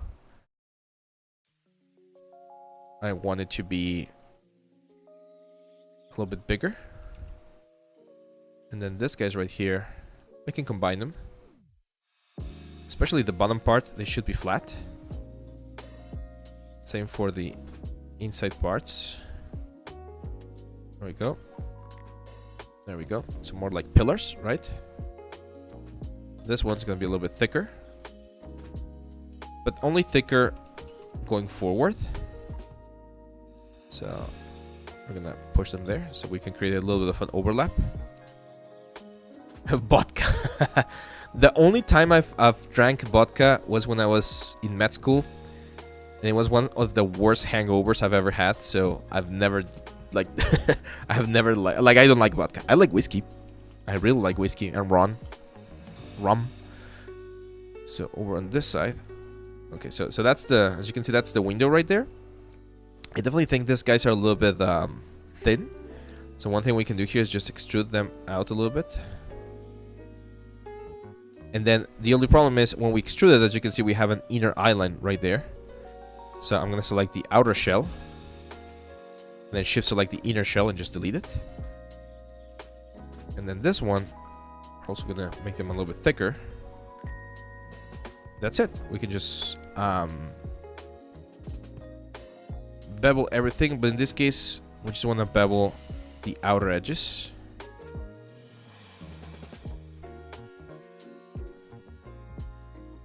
Like that.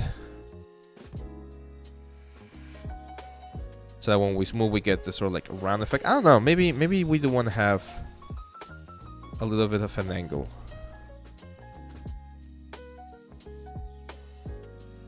Like maybe it could give it a, again, sort of like oldish, racketish look. Yeah, I like that. And then this one's, of course, we also bevel.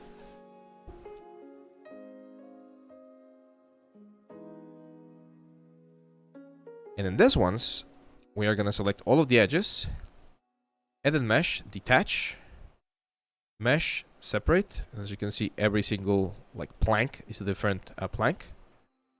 Gonna grab all of them, Control E, give them thickness, and all of them bevel.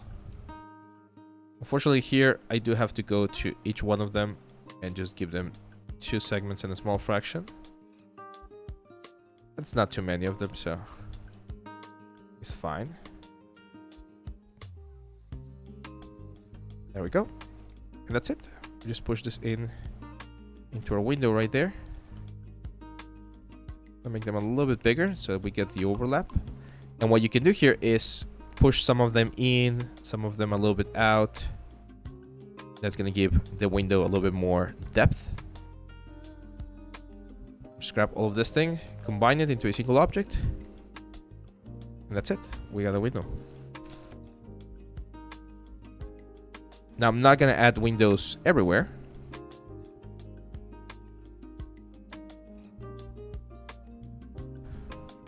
I need to find the exact angle here.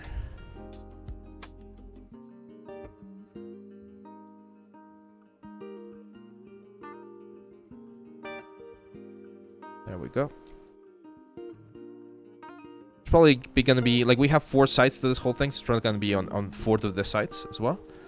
So once we have this, we just go right there. We duplicate. Let's freeze transformation, and we're gonna rotate 90 degrees, and then 180 degrees, and then 270.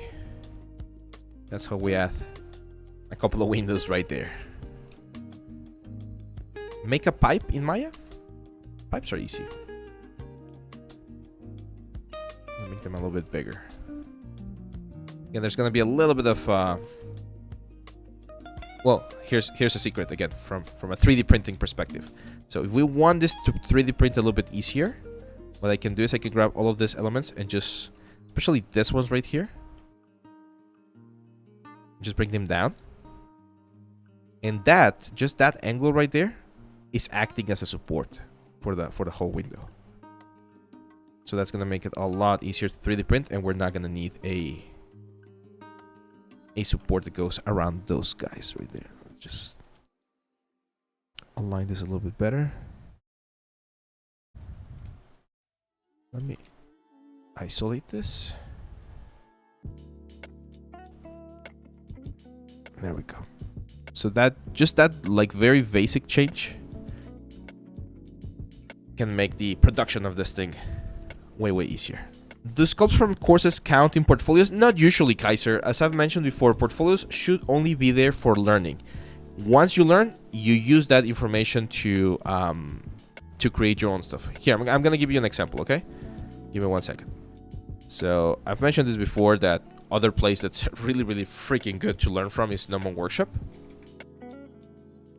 Now the price here, like if you complain about my prices, this guy's Gnome is a lot more expensive.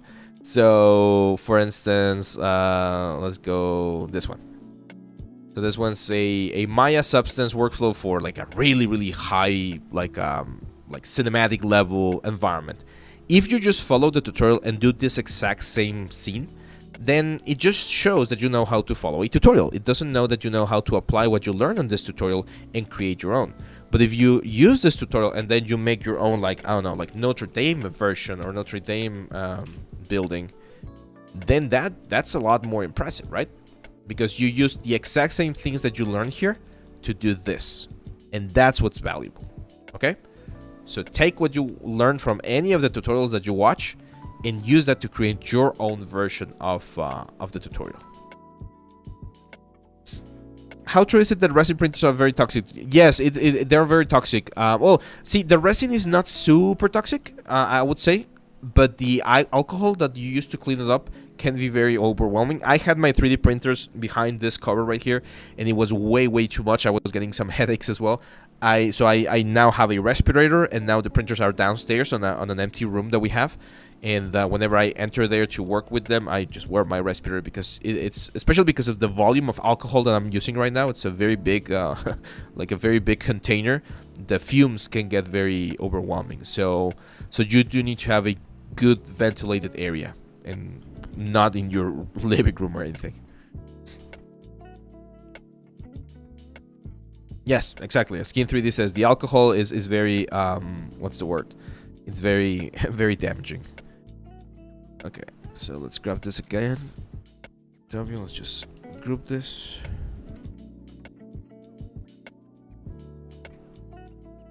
There we go. Control D, E.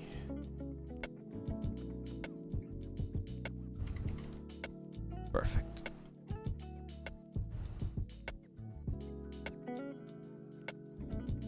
Let's just make sure these guys are properly aligned. That's it, not bad. We got the top part of the lighthouse ready right there. I really like it. I like how this looks. I'm thinking about adding a secondary line, like another border around this thing. Let's see how it looks. So let me grab this, mesh tools, or edit mesh and duplicate. There we go. The idea is to add a secondary bar. What do you guys think? No, I think it's too much. Yeah, it's too much. Let's keep it clean. Let's keep it like that. Maybe add that bar down here. Like a little bit of a support. I kind of like this. And it breaks the shape as well.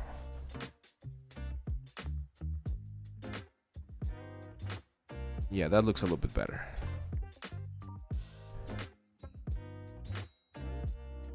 Yeah, I like this wall without it, but I do like having this one down here.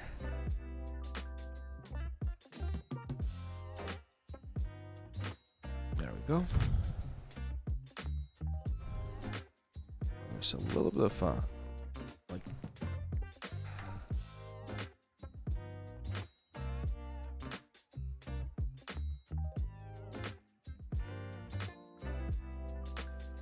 There we go.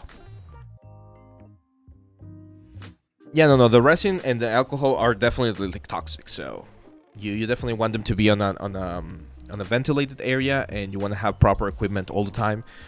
I mean, it's not like a Chernobyl, right? Like you're not gonna die if you're exposed to it for a little while. But if you're gonna be working with it for months and months and years, then it can definitely be an issue. When I was a student, I drank a lot of vodka. Well, I'm from Russia, so it's normal. Now I don't drink alcohol at all. Please reply, Divya. Would you prefer procedural modeling in Houdini? It would be more easy for this tower. See, for a couple of things, I think it would be more easy, like all of the shingles and things like that. But for a lot of other stuff, Divya, I think, especially since I want to add like that personal touch to it, I feel like this works just fine. But I do agree that Houdini is a very powerful tool for this sort of elements. Yeah, there you go. I like this. I think we're just missing the crenulations, and I'm just gonna duplicate this ones, to be honest. For the castle right here. Let's do 30 degrees. There we go. So I'm just gonna reuse this crenulations here for the castle there. That's a very like important secret about what's the word, poly modeling, is work smart, not hard. So if we can save ourselves a little bit of time by reusing some assets, that works. There we go. And once we have this,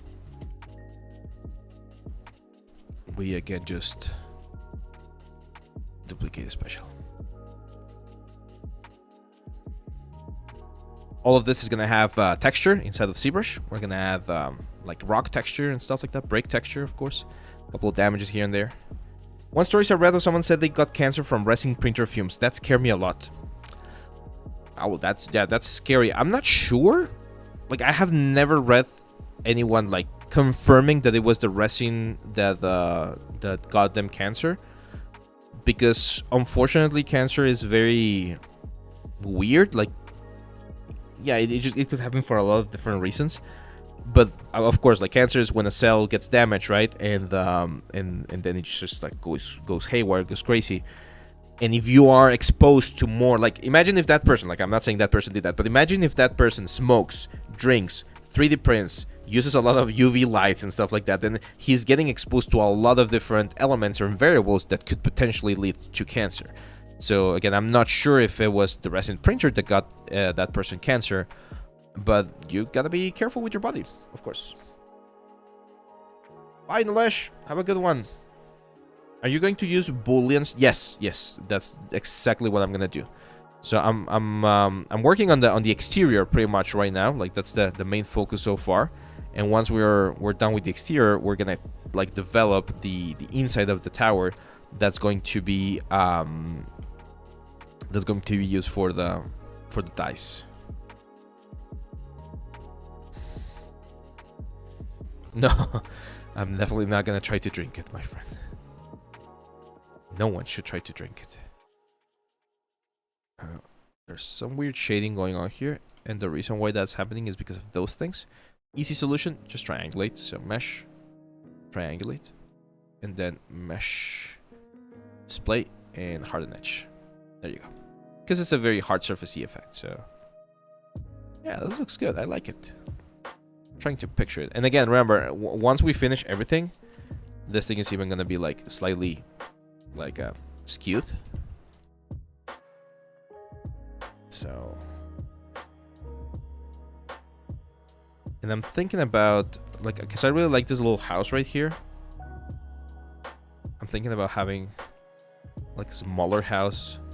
Do you remember like Howl's Moving Castle? How it looks very like weird and things like that. So I'm thinking about doing something like that. Should we do that? What do you guys think?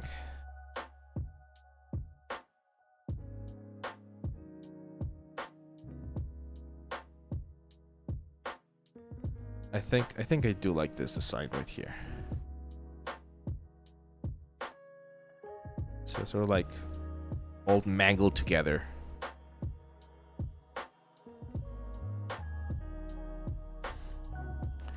Yeah, I like that. Yeah, right? I think it really changes the silhouette. And again, eventually, this top part right here. Here's what like we can do. We can group it. Let's center the pivot point. Let's add a keyframe. Where's my freaking times later? There we go. So we're gonna add a keyframe right there. And then we're gonna go a couple of frames after that.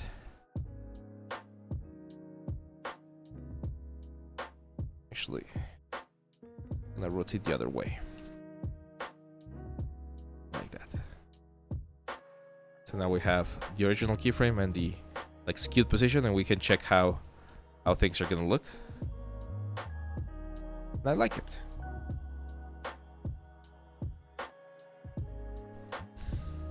Now let's think about how we're gonna assemble this, because if we're gonna do this design, this sort of like a shack design, we definitely need to figure something out. I also kind of want to add like a stair on the other side.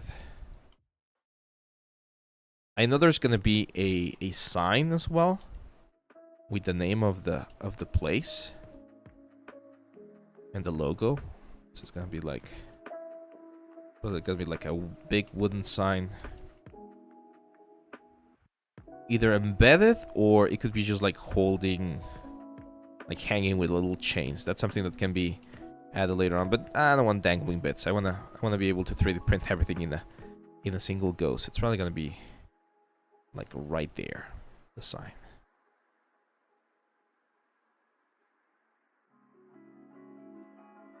Let's see, what else? What else can we do? How did you model the roof? I used a shingle. So I created a shingle, and then I duplicated it a bunch of times, and then I used randomized transform. It's gonna be on the video later on the live stream here. With some wood roots would be cute too, maybe on that down part, like a tree? You mean like a tree? So, I was thinking about using this concept, which has like a lot of rocks and stones as the base. So definitely, like, the base definitely has to kind of like flare it out a little bit.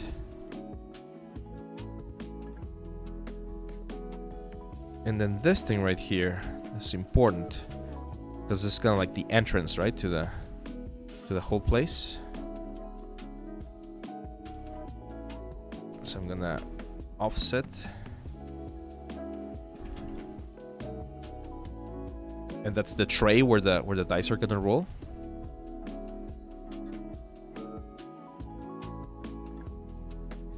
So that's the size of the die that I want. That's the scale, right? Does it make sense? Hopefully this makes sense.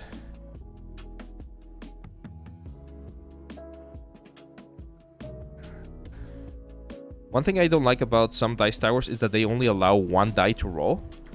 So I'm gonna make this little bit wider, so that we can have multiple dice. Especially if you're a mage and you're rolling for like magic missiles or something, you're gonna need a lot of dice. You roll like 4 or 6 different like dices.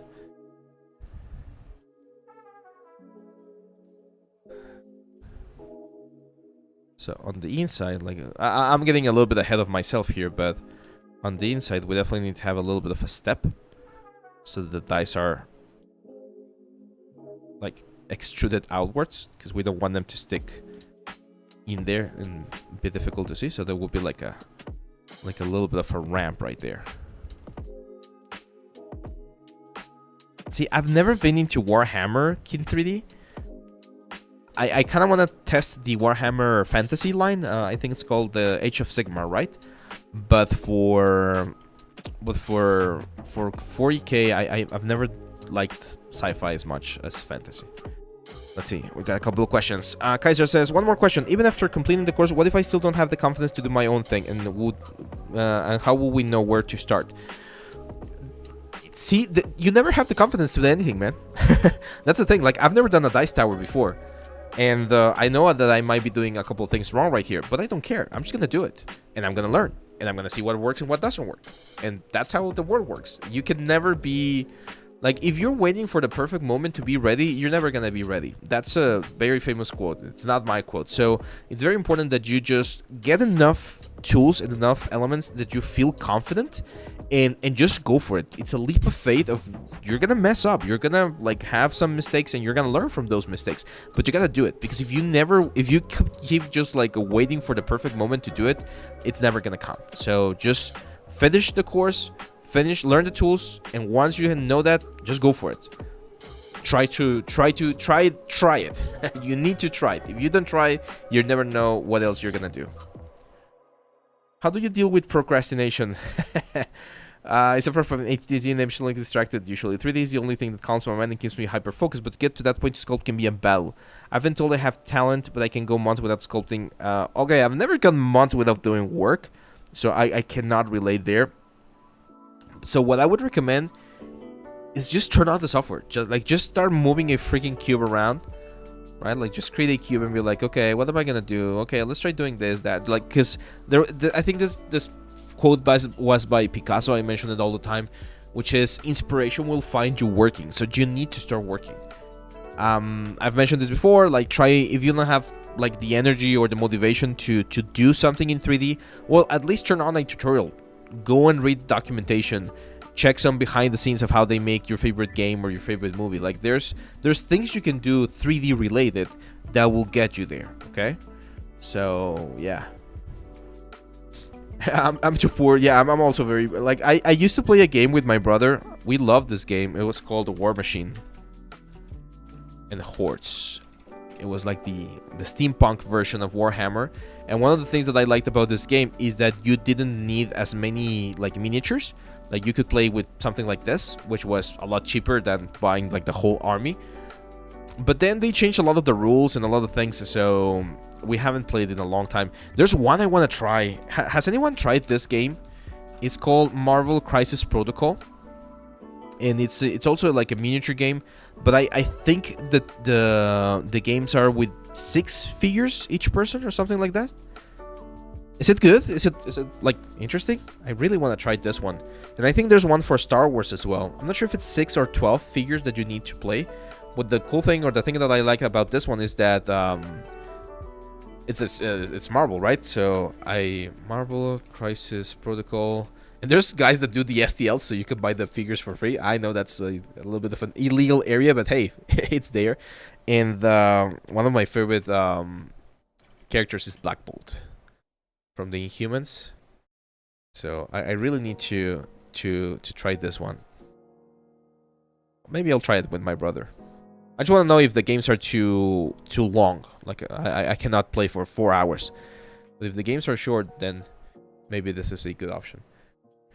Let's see. Tell me, how can I realize that my project is worthy to be in my portfolio? After the last portfolio review, I now think about it every time, and I'm not sure about my projects. Okay, so here will be my sort of like guideline on how to know if your piece for portfolio is worthy. Let's go full screen.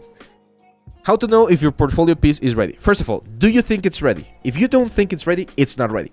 That's the first question you need to ask. If you don't think your portfolio piece is ready, then it's not even a question. It shouldn't be there. Second, is it valuable? Is it showing something that no one else has shown before, or is it showing a level of expertise or technique that really puts me ahead of everyone else? If the answer is no, then maybe it shouldn't be on your portfolio, because then you're not really doing anything that's as original. And third, have you shown this to other people around you, your friends, your family, your colleagues? Do they think it's worth it? If you're already getting good approval from them because they like it, then the odds of it being a good piece are quite high. So I would go through those 3 questions first. Like, make sure you are sure that it should be there. Make sure that you are showing something that's quite nice or quite unique, either a very advanced skill level or a very original concept or original design. And third, do a quick test with people around you before you actually put it out there for the whole world to see. I would say those are three little things that you can do to make sure that your portfolio is good. Let's see. The games are quicker for a couple of hours, typically no longer than a D&D daily session. Okay, that sounds nice. They have a friend mentioned that Warhammer just came out with a smaller version of it that uses less miniatures. Yeah.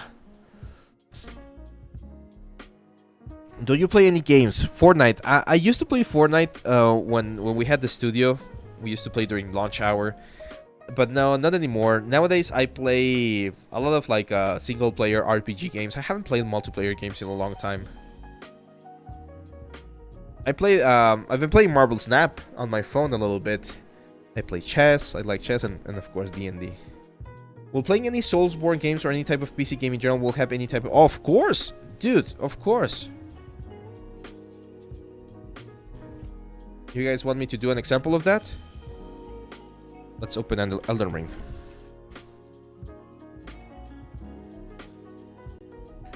Let me turn off the chill hop effect. Since we're all at the end of the stream, I'm gonna stop the I'm gonna stop working on the tower for now, and let's very quickly open Elden Ring to show you how all of the things that I'm doing here, or how I could get inspired from the things that we're seeing in Elden Ring, and use them here on the game itself. Where's the music?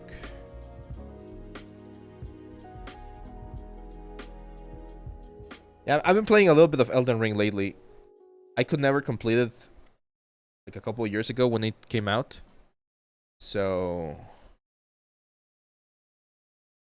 I've been trying my hand at it again. But now I'm following a guide because I'm very I'm very bad at the game.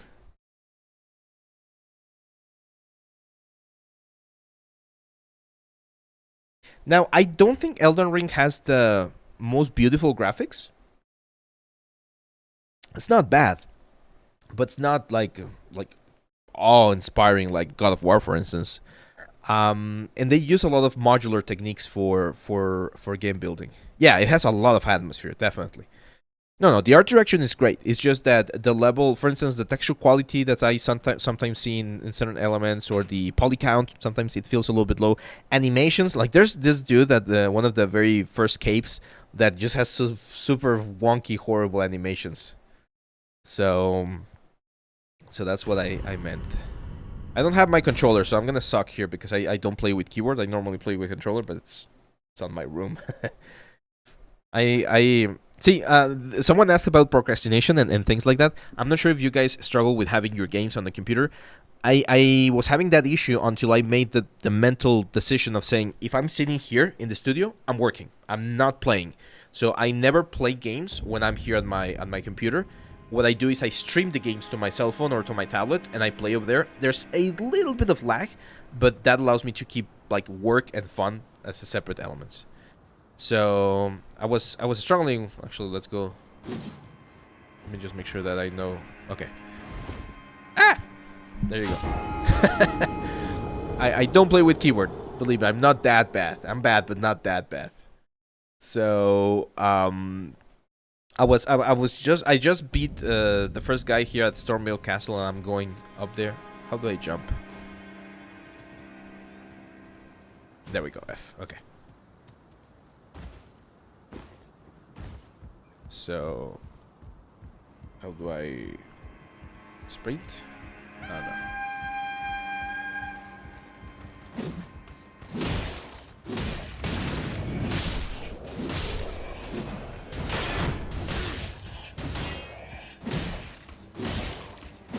There we go. Okay.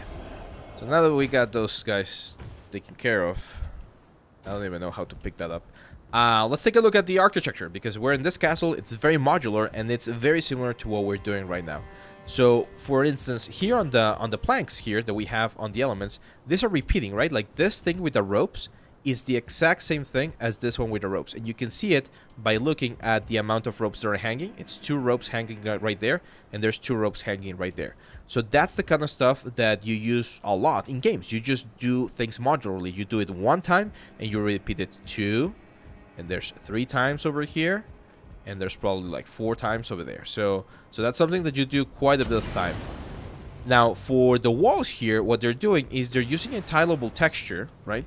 So this part right here is tileable textures for sure, but then this part right here is tileable texture plus geometry, because you're adding these bricks right here that are pretty much poking. You can see there the union, how they're like aligned perfectly with the tileable texture so that it seems like it's the same brick when in reality it's a different mesh, and they're using that to create this hole right here.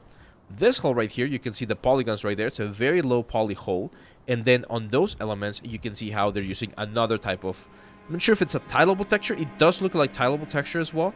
And thanks to the shadow and the depth that polygon has, it looks like a hole. So it's just like little simple tricks. You can see this like wall right here, this archway. Each brick, trying to see if it's separate bricks or if it's the same mesh. It kind of looks like they're separate bricks, just organized in that way. Pretty sure they're separate bricks. There's a little bit of a bake thing there. It might be a single element. So the archway might be a single element as well. Then here, for instance, that wall that you see right there, like all around the room, you can see that it has this very nice brick texture, and then it has this plaster. That's probably Vertex painted. So they have 2 textures, a plaster tileable texture, and then they have the bricks texture, and they're using Vertex color to blend where they want each of them. Sometimes it's blended procedurally, and sometimes it's blended like manually, like you actually paint a specific point for each element. And we got assets, of course, here, like crates. And this is, see, people are always asking me about this. By the way, can you hear the music from the game? I'm just making sure that the chat suddenly got like quiet. I'm not sure if it's because I'm going like into theory of game design or game game environments, but this is a very like a common question that I get about assets, right? Like people say, hey, I want to be a prop maker, like I want to be making props for games, and they make this bucket, and hey, it's a nice bucket, it's a very cool like piece, but it's not gonna look good just by itself on your portfolio. So what you guys will need to do is think about, okay, how many other assets can I add? And this is a perfect example over here. Let me just kill these guys. There you go. So if you're doing assets for games, hey, thanks for the follow, Marlo. Do this. Do a small room. Like, believe me, guys, if you can do a barrel like this guys right here, I'm sure you can do this as, like stairs. I'm sure you can do this pillar. I'm sure you can do this torch. I'm sure you can do this like wooden supports. And I'm pretty sure you're gonna be able to make the wall and the bricks. The only thing that might be like, oh, I don't know how to do is the cobwebs right there. I can show you very easily how to do. That's just transparency map. So if you do all of those assets and you build this little small room right here, that looks way more impressive as an environment portfolio or as a prop portfolio than just doing the barrel. Because yes, the barrel is impressive, but again, anyone who's going to be working on the game can do a barrel. Can't do the whole thing. Because that's what they're going to give you. They're going to give you a concept of the seller, and they're going to be like, hey, this is your job for the week. Do it. And they expect you to be able to do this whole thing right here. So that's what you should be aiming for when doing props and environments. Like, not just do one single asset, like just one barrel. Do the whole little thing, which again, it's not, like from a technical perspective or from a technical standpoint, it's not really that complicated. Maybe some of this debris could be a little bit tricky, but again, I'm pretty sure everyone can do it. Like all of these guys, or all of these things that you see right here, this, what's the word, like, what's the word of the thing that cows eat? I don't know what the word is in English. But this thing right here, they're just planes. Like every single one of these guys is just one plane. And what they did here is they like staggered them together, and it's an alpha texture. Right? We know this as an stencil, and this stencil is like just on top of all of this, making or giving us the idea of a more complex scene. Then this thing right here, this is different. See this? So this guy's right here, that's a stencil. Those are planes. Each plane, chaff, is that the name? Okay. So each of this is a plane. Hey, there we go. Hey was the word that I was looking for. So these are planes. This is texture. This is vertex painted texture. How do I know? Because of the smoothness of the transparency, right? This looks like cutout textures, so they're just like literally cutting out the transparency. And this one's right here is more like painted textures on top of the whole wall. What do you think of the idea, taking apart game models and textures of games on stream? Well, I'm doing it right now. Do you guys like it? We can do this more. If you like me doing this sort of like analysis, we can definitely do it a little bit more. The thing is, I get a little bit like too concentrate or focus on the game, and then I forget. So, okay, let's take a look at a couple of these things right here. So those guys right there, like the crenellations and the topping, well, not toppings, the top parts of the towers, that's definitely a little bit more tricky. That's a little bit more impressive. So again, that's something that you could do if you want to do an outside environment. You want to do a tower like that. Like that really shows a good amount of control over your forms and your textures. And if you can do it with a little hill like this, a couple of trees and things like that, like just a super simple playable level goes a long way. This thing right here, again, tileable textures. And you can, if you start paying attention to the textures, you're going to be able to see it here. Let me show you. So, unfortunately, I don't have my mouse here. There we go. Here's an easy one. That's it. So this stair is made out of 1, 2, 3, 4, 5, like 6 or 7 elements, and you can see that. Can you see the lighter step right here? This one, it repeats over here once again. It's the same step. This step right here is this one right here, and I'm sure we can find all of the other like similar ones. Like this one has like that sort of like white spot on the border, which is the same one as this one right here. So that's why I'm pretty sure this stair is made out of like 6 or 7 like shingles, right? And but when you're playing as a player, you don't see it, because by the time this white stair leaves your view, you see the next one. So it's very difficult to see both of them at the same time, unless I do this with the camera. And even then, unless you know about 3D art, it's very difficult to pinpoint. So that's where you think about doing modularly. So you don't build a super big stair with a huge resolution. You build a small stair, which is probably this one, and then you just join this together. You might be able to see the seam on the side of the stair. Hopefully I don't fall to my death. But if it's stylable textures, then we might not even see it there. But yeah, that's how you deal with modular environments. And we're going to see a lot of this once we have our premium course, the environment course. I'm not sure if we're going to do like a castle or something, but we're going to definitely see something similar. So tileable textures, modular repeatable assets, and think about how can you make your elements more complex. So if you want to do a barrel for your portfolio, that's fine, but don't do a barrel. Do a cellar. I feel like that's going to be more valuable for you. Order, what's up, my friend? I found Beatrix painting very confusing. Is it used in Substance? Yeah, no, you don't use it in Substance as much. I don't think you have Beatrix painting in Substance. I don't think you have it. Burke, what's up, man?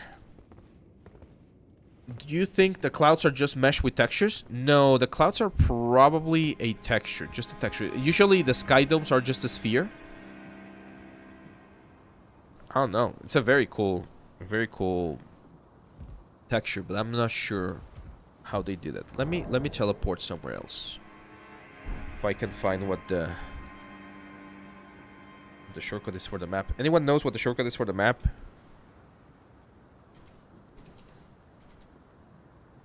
I don't play in PC. I don't have. Okay, X is for.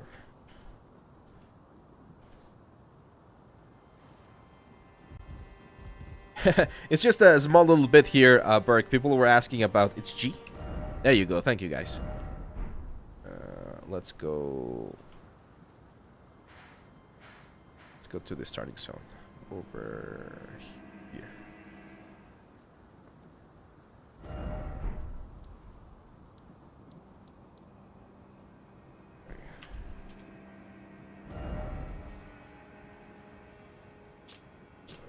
god, I hate the shortcuts. No, it's G.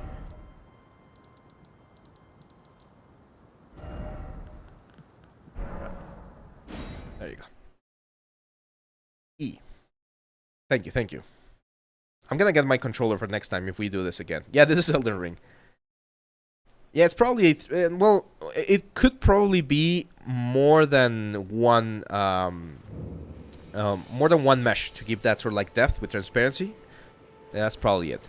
So again, if you're gonna do like a little church, right? This is a great example of what you could do, and you should be able to build this inside of Unreal Engine super fast. So it's a pillar, a couple of destroyed walls, foliage. All of this foliage you get for free with Quixel or with Speedtree. Some of them have stuff, and yeah, that's it. Like a couple of barrels, a couple of boxes, and you're gonna be good to go. But I want to go to the catacomb that's like up here.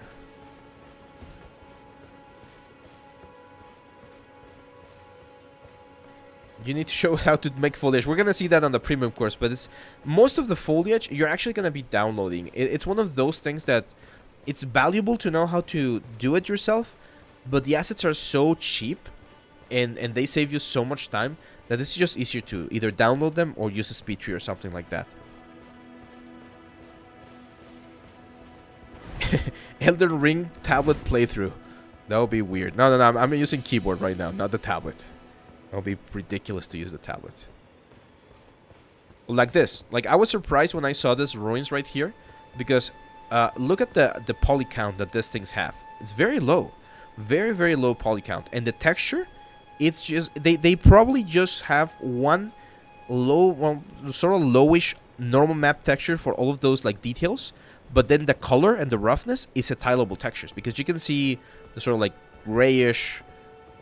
greenish, like a marble thing going around the whole element, and it's just a tileable texture. So it's using it's probably using two normal maps. It's blending two normal maps. So we do have this normal map here for all of the details that we see on the flat areas, but then there's another normal map for the whole like a ruin element. Same thing, rocks. Like you can see the rock detail. It's the same tileable texture. The ground. The reason why we don't see the tileable texture on the ground is because of all the foliage. And yes, Maria is saying there, it's thanks to all the super great art direction that they know where and how to place the different elements, the trees, the rocks, everything to generate a cool effect. So there we go. Let's go to this. This is the one that I mentioned, that I was very surprised about the animation of the final boss. So again, tileable textures all the way around, but this right here, this is what makes games so magical and so impressive. Scattered terrain, okay? So they're scattering a couple of bones and a couple of rocks and the candles. It's the same asset. Look at that. That candle is the exact same mesh. It's not changing. They don't even care about the fact that you don't see that it's changing. I'm even willing to guess. Like, see those dripping candles right there? I'm willing to bet that these guys have that dripping wax being hidden by the stair. Like, they didn't even erase them. They look great when we see them on this side, not so great on this side, but they just flip them around. It's the exact same candle mesh. It's just one candle mesh, and by adding all of these little elements, the cobwebs, the torch, of course, this fallen sort of like a pedestal, all of the bones, that's the set dressing that we're going for, that makes this whole, like, it's just such a small space, right? Just this like a site of grace.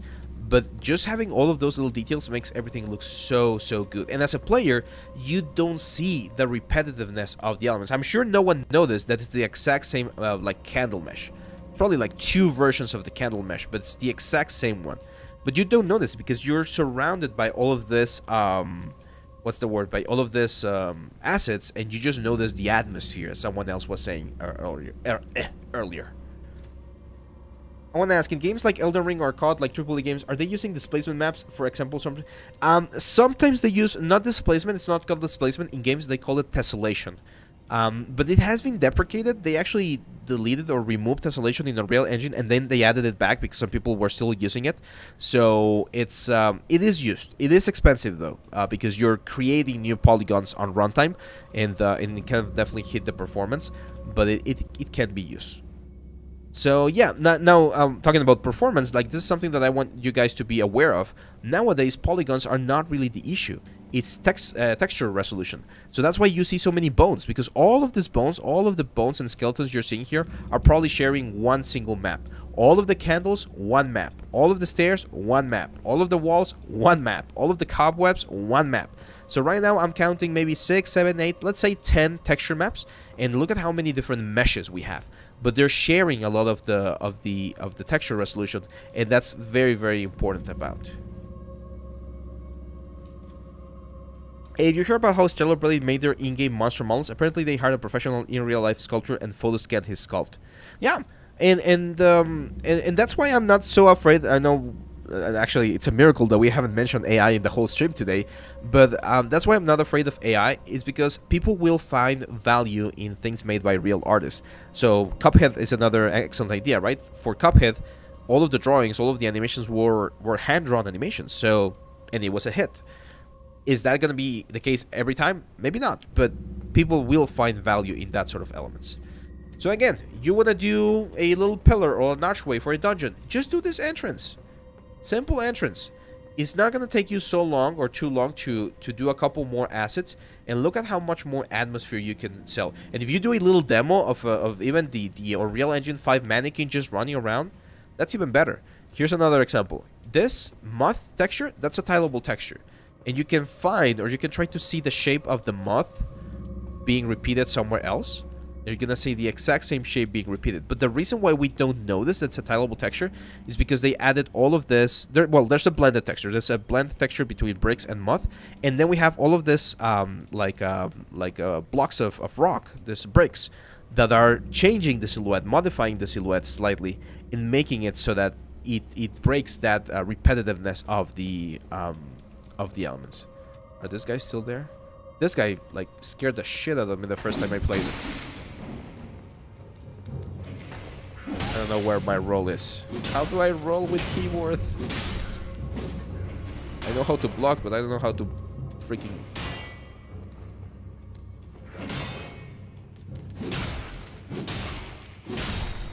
There we go. So this catacombs right here, again, the mesh, all of the mesh for the catacombs, look at that. We can model this mesh in 2 seconds in Maya. Let me go to Maya. So that catacomb mesh is just a plane or a cube. They grabbed a couple of these elements right here. Like this. Extruded, a little bit of an offset. That was the first push. And then another extrude. And another push. That's your catacomb right there. That's it. That's all you need. That's your mesh. So this mesh right here is what we're seeing here in game. The only thing that makes this look way different is the texture, right? Again, tileable texture, probably with a little bit of vertex painting, and then set dressing, right? We're using set dressing to add the skeletons, add the candles, the light sources, the broken weapons, all that stuff. But from a geometry standpoint, you just saw it. We did it in 10 seconds. Let me just bring this back because I'm not seeing your chat, guys. There we go. Default keybinds are bind, yeah. Spacebar is to roll. There we go. Spacebar is to roll. Thank you. So yeah, this is that's it, guys. That's how you can also study games when you're playing and enjoying your free time. To piggyback from my question, it says, if I have other models showing my wireframes and low poly skills, it is still worth showing the wireframes and does. Yeah, it's still because if you have low poly models where you showed you can optimize, and then you have very high poly models that you show that you can model, that also looks good. Anyway, so I think that's it, guys. It was a fun stream. We talked a lot about D&D. We did a little bit of an advance there for the tower. We're definitely gonna continue the tower some other time, and we even got time to come here into Elden Ring and take a look at how they handle some of the textures and some of the models for all of this object right here. Now, if you want to do a hero prop, just to close, that guy right there, that statue that points to the dungeons, that's a good hero prop. And that one can be by itself, like you don't need to do the whole world around it. But that's because that guy is way more complex than just a simple barrel or a simple skull or a simple box. So yeah, let me close Elden Ring. There we go. So I can see your questions, because I'm missing the YouTube questions. There you go. Next stream when? The next stream is going to be next Friday. And next Friday, we're going to be releasing our new course, which is going to be the Topogun course and the Retopo course. You guys do not want to miss that stream. I promise it's going to be worth it. It's going to be very, very fun. We're going to go over some of the tools of the software, and we're going to have a couple of surprises. So make sure to tune in there as well. Let's see. We'd love to see you. Thoughts on the game like Control or Alan Wake, though. I don't have those, but I might get them to do a review as well later on.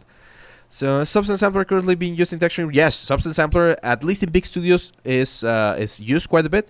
And also Substance Designer quite a bit. Both of them are really, really important. So, yeah, that's it, guys. Thank you very much for the time here. Thank you for tuning in. Remember, if you want to support the channel, just a follow, a simple like, or a subscribe is really, really helpful for our channel here in YouTube and, of course, in Twitch. And if you want to support even more, then, of course, we got our premium courses at our site. And don't forget to join our Discord channel. Have a great weekend, my friends, and I'll see you back on the next one. Bye-bye.